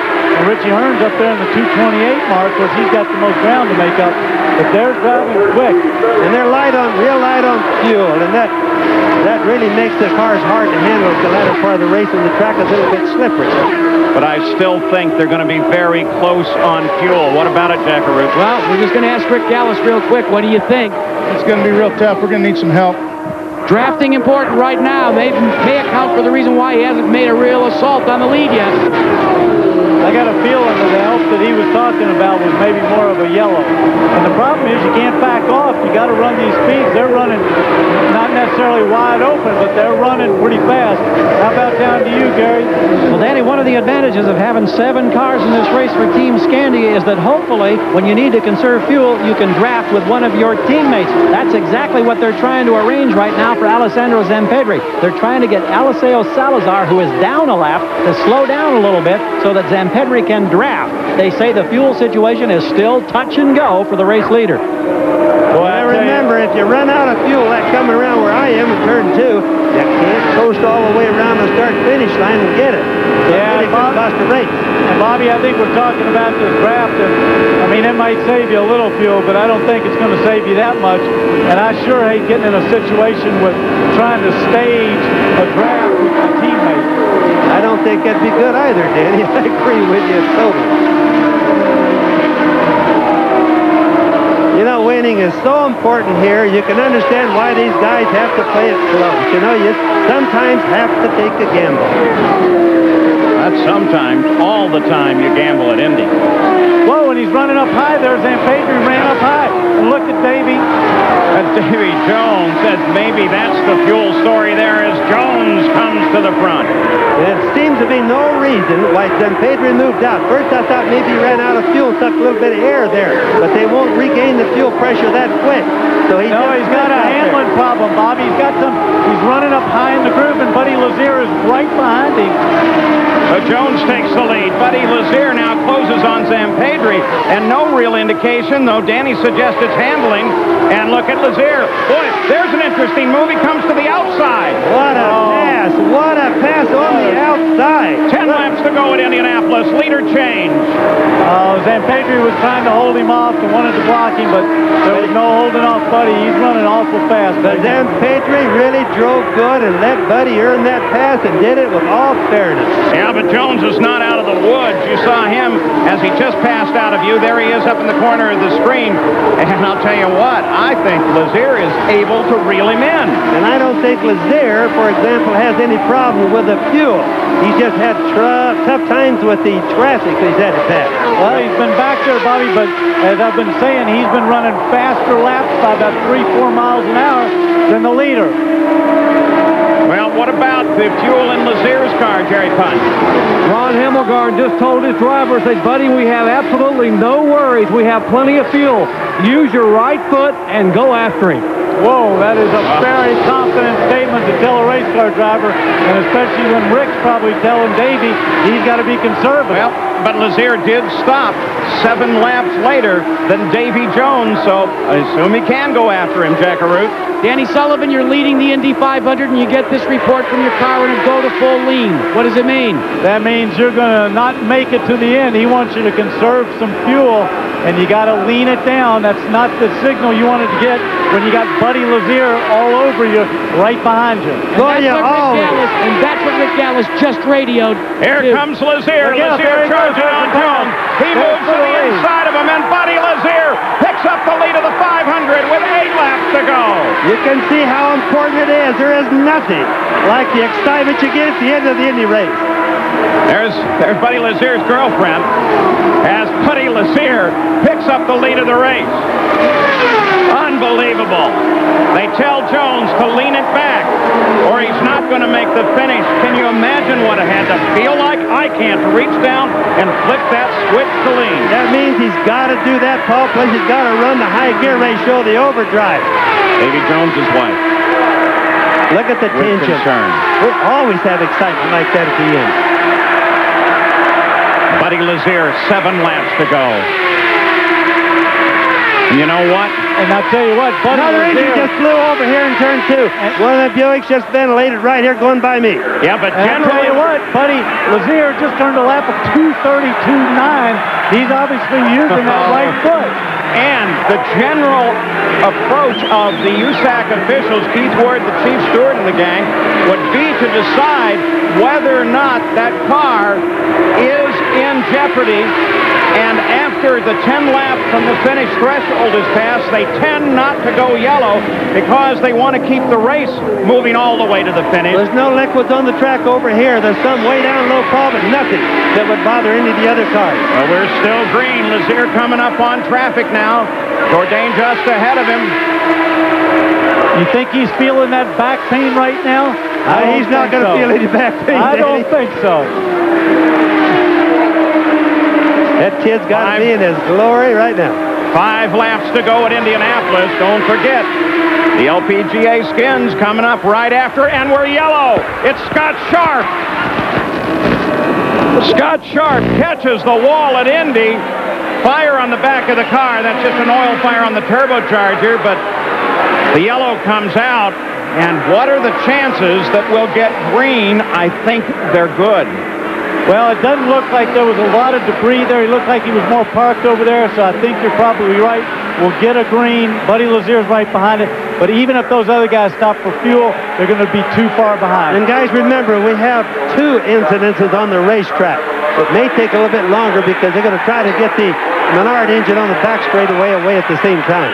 Well, I'm assuming as we take a look at the replay, going into 1, this is Scott Sharp.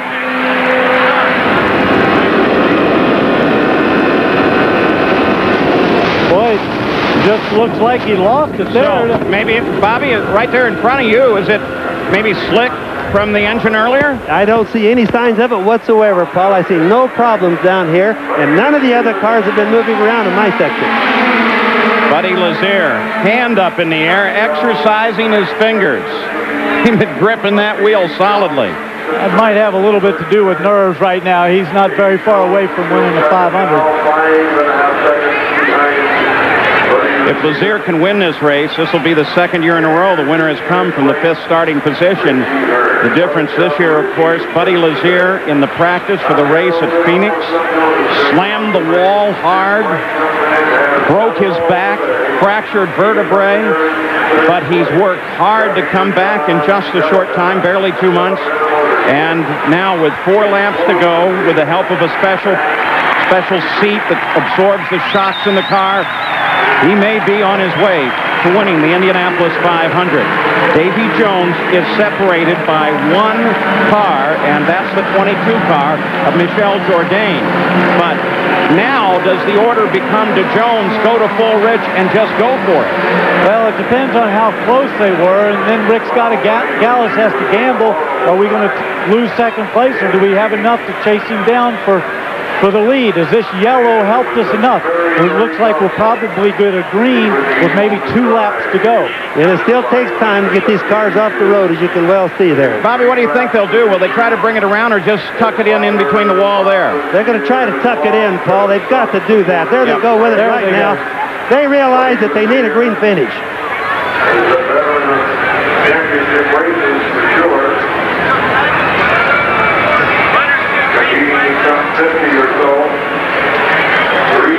We could get the green flag shortly. 1 or 2 laps to the finish. You know, Paul, my senses tell me if there's any way that they can do it, they'll always try to finish this race under the green.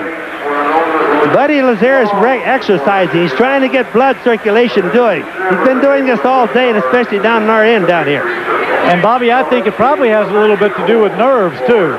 I mean, don't forget, he's got a yellow. He's going to go green with 2 laps. He's running fast.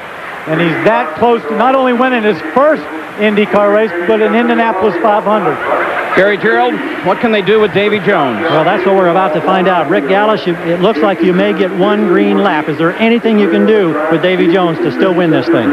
Well, I'm just going to tell him to go for it. If he runs out of gas, Jerry, then, Gary, I mean, we just did the best we could. We didn't come here to finish anything but first, and he's done a great job today, and we gambled, and we may win, we may lose. Let's find out. Right, the nerves on the ragged edge, Jerry. 19 years, Ron Himmelgarn, you've been coming here. You're 3 laps away. What does this mean to you? It's just a thrill. You know, after all these years and all the support I've had from my sponsors, especially Delta Faucet, the crew's been with me a long time. You know, we deserve this win, and Buddy's doing a heck of a job, and I just hope he can bring it home. We got a couple laps. We're going to go green next time by. I'm going to have to get going here, but thanks, world. This shows where the stars are and where the cars are right here in Indianapolis, where they belong, and they will stay here year after year. And thanks, everybody, for attending. Ron Himmelgarn, guys. All right. So Davy Jones going to have to try and make it. Davy Jones has lagged back a little bit. We expect the green flag next time by. Is Davy looking for a run on the leader? I think he's got to be. He's got to be. So when he comes around, it's only going to be when he comes around, there's only going to be 1 lap to go. So it's really, really, really going to be. You can't miss a shift. You can't jump the pace car like Scott Goodyear did last year. There's really a lot of thinking got to go in with Buddy right now. And so much that can go wrong. Dwayne Sweeney, 17th year as a starter here at Indianapolis. This will be his last checkered flag. Pace car moves away. 1 car separating Lazier from Davy Jones, 2nd place. Richie Hearn is in 3rd, but he's back in that order. So now the pace begins to pick up. Jones will be looking for an ability to move on it.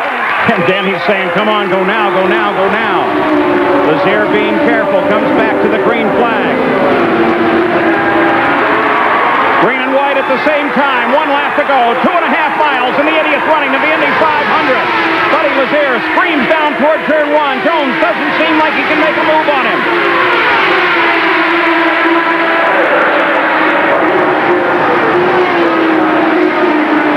Onto the backstretch. Jones coming out here. Jones still looking for a chance to move. He's trying to get around Jourdain. He's around him now, in contact with the leader. The 3rd turn, 1 to go in Indianapolis. Buddy Lazier taking a look at the 4th turn, comes off the 4th corner. And the checkered flag lies just ahead as Buddy Lazier takes the checkered flag and wins the Indianapolis 500. Firestone's first win since 1971, and a crash on the finish.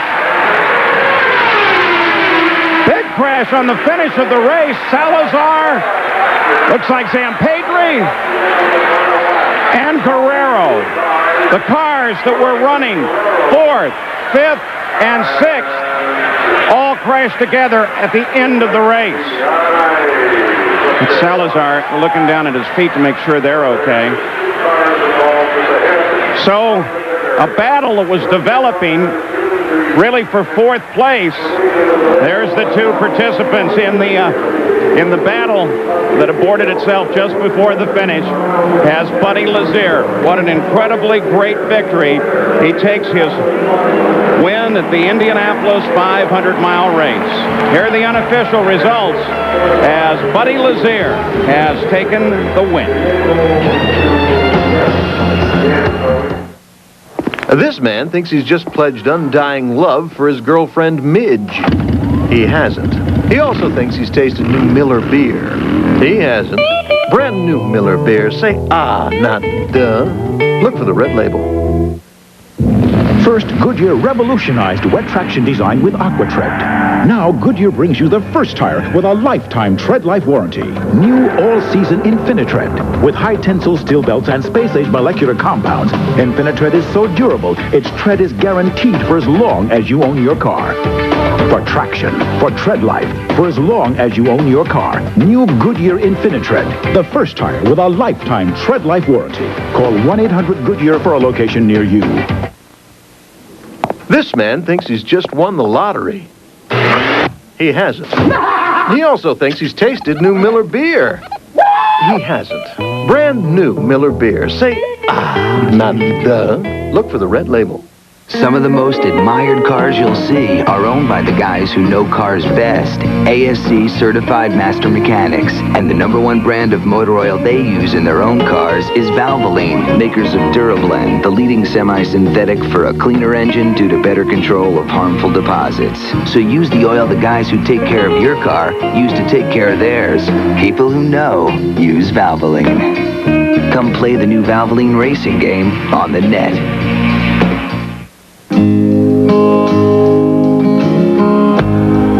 Stood there boldly, sweating in the sun.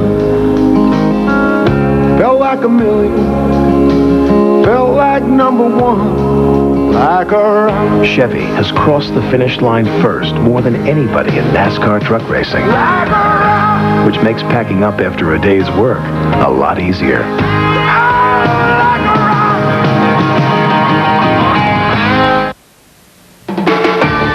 The 80th running of the Indianapolis 500. This special presentation on ABC's Wide World of Sports.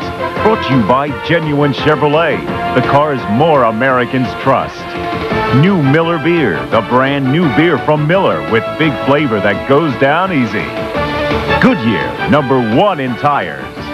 And Valvoline Durablend, the #1 selling semi-synthetic motor oil.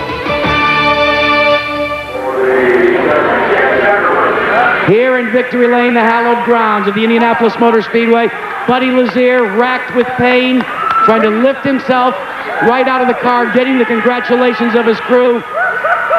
Remember, his back looked like a hard-boiled egg smashed on the ground, so many fragments after the terrible crash at Phoenix. But his father came up and was the first to congratulate him. Another second-generation driver. His father qualified here at the Indianapolis Motor Speedway, but now his son has found his way to winning the 80th running of the Indy 500. It's a slow process for Buddy Lazier, and I think we might literally have our first interview with the driver still sitting in the car because it is indeed so painful. Buddy, finally, a win in the Indianapolis 500. When did you begin to dream about this? Before I can remember.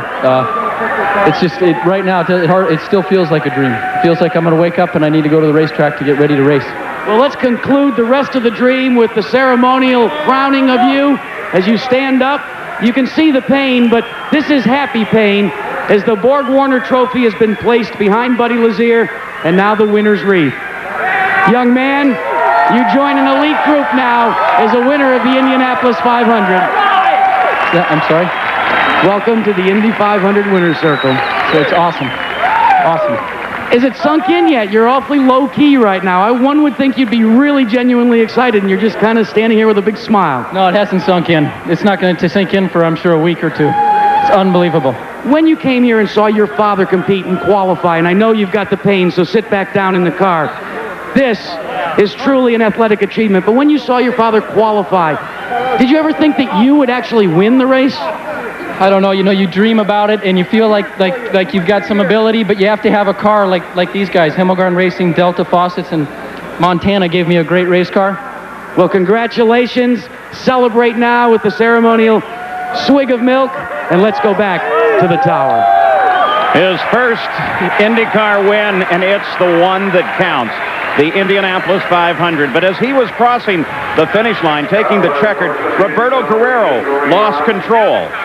Spins there, and he gets up into the... Look at Zampedri. Whoa, I've never seen that red car get up like that into the fence. He's upside down still right there. Now he hits Salazar. He's still upside down, and it flips him back over. Unbelievable. Unbelievable accident right there. Another look at it. Here comes Guerrero. He loses it. He just loses it. Whoa! Up so high over the top of the camera. And those two guys were, look at that. The force in that just took those unbelievable accidents. Well, that hit on the fence by Zampedri, flipping upside down, was unbelievable. This is from Salazar's car. Roberto loses it down to the left. Comes across. Look at that. Salazar literally goes under it. Look him duck. Did you see Unbelievable. him duck? He ducked his head. Drives under it and then is hit from behind, but that hit puts him right side up. Let's go to Gary Gerald. Davy Jones finishing up an interview here with the Speedway Radio Network. Davy, I've got to ask you about this situation when you come so close to winning this great race. Are you bitterly disappointed, or are you satisfied with a great second-place finish, the best of your career here? Well, I'm ecstatic, you know. I mean, to finish second place is just phenomenal here at Indianapolis. You know, yes, I'm disappointed because, you know, the whole Delco Electronics, Gallus High-Tech team, they did a phenomenal job all month, and we really controlled this race, and I think that it was our race. I only made one mistake. You know, I tried to get by Eliseo Salazar on the start, and he stuffed me along the wall on the pit straightaway, and it knocked the balance of the car out a little bit that we worked all race to get there for the end. So I just tried to make the most of what we had, and you know, my congratulations to Himmelgarn and Buddy Lazier. Thanks, Davey. Jerry? Take a look at the aftermath behind me of that final lap crash involving three cars. Roberto Guerrero's car, what's left of it, has ended up on pit road. We have just talked to John Barnes a moment ago, and Barnes has told us that Guerrero is okay, and we have been told that Zampedri has a wrist and leg injury and will be taken to the care center. And also they said Salazar has been taken to the hospital to be checked out, but thus far we have no confirmation of any serious injuries up here as yet. Boy, that's terrific news. Now, as the celebration goes on in the victory lane here at Indianapolis in front of the Master Control Tower, should there be any change in any of those reports that we've given you on Salazar or Guerrero or Zampedri, we will come back and give you an update on that during the skins. Now, here's the TM8 engine treatment race summary. At the conclusion of the race, Buddy Lazier takes his first win at 147 miles an hour. Not nearly a record. That still belongs to Ari. 5 different leaders, 15 different changes, 10 caution periods, and that's not near a record either.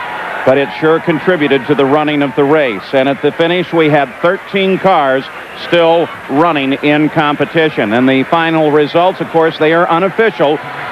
They'll be posted, and then after that, there is a period during which there can be protests, but it's not expected today. Buddy Lazier takes the Indy 500, followed by Jones, Hearns, Zampedri, Roberto Guerrero, Eliseo Salazar, Danny Ungaias, Hidesi Matsuda with a good run. Robbie Buell also on Gaius' run spectacular. Scott Sharp, Eddie Cheever, Davey Hamilton in 13th place. Rookie Michelle Jourdain, then Lynn St. James, who was involved in that accident with Scott Harrington.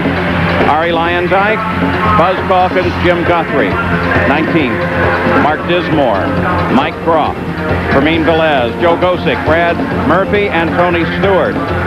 Rayson Gardner, Marker Greco, Stefan Gregoire, Johnny Parsons Jr., Johnny O'Connell, Michele Alboreto, John Paul Jr., Paul Durant, and Johnny Unser. So unofficially, here is how the points shakes out in the IRL Championship. Co-champions, a tie. Scott Sharp, Buzz Calkins, both at 246 unofficially. Isn't a tiebreaker, so there they are. Two champions, Calkins and Sharp, but the champion of the Indianapolis 500 is Buddy Lazier. What a great day as he's cheered to the finish and the victory. Buddy Lazier has taken the Indy 500. It'll sink in, and there will not be a more deserving champion. He is a super young man. Buddy Lazier wins Indy.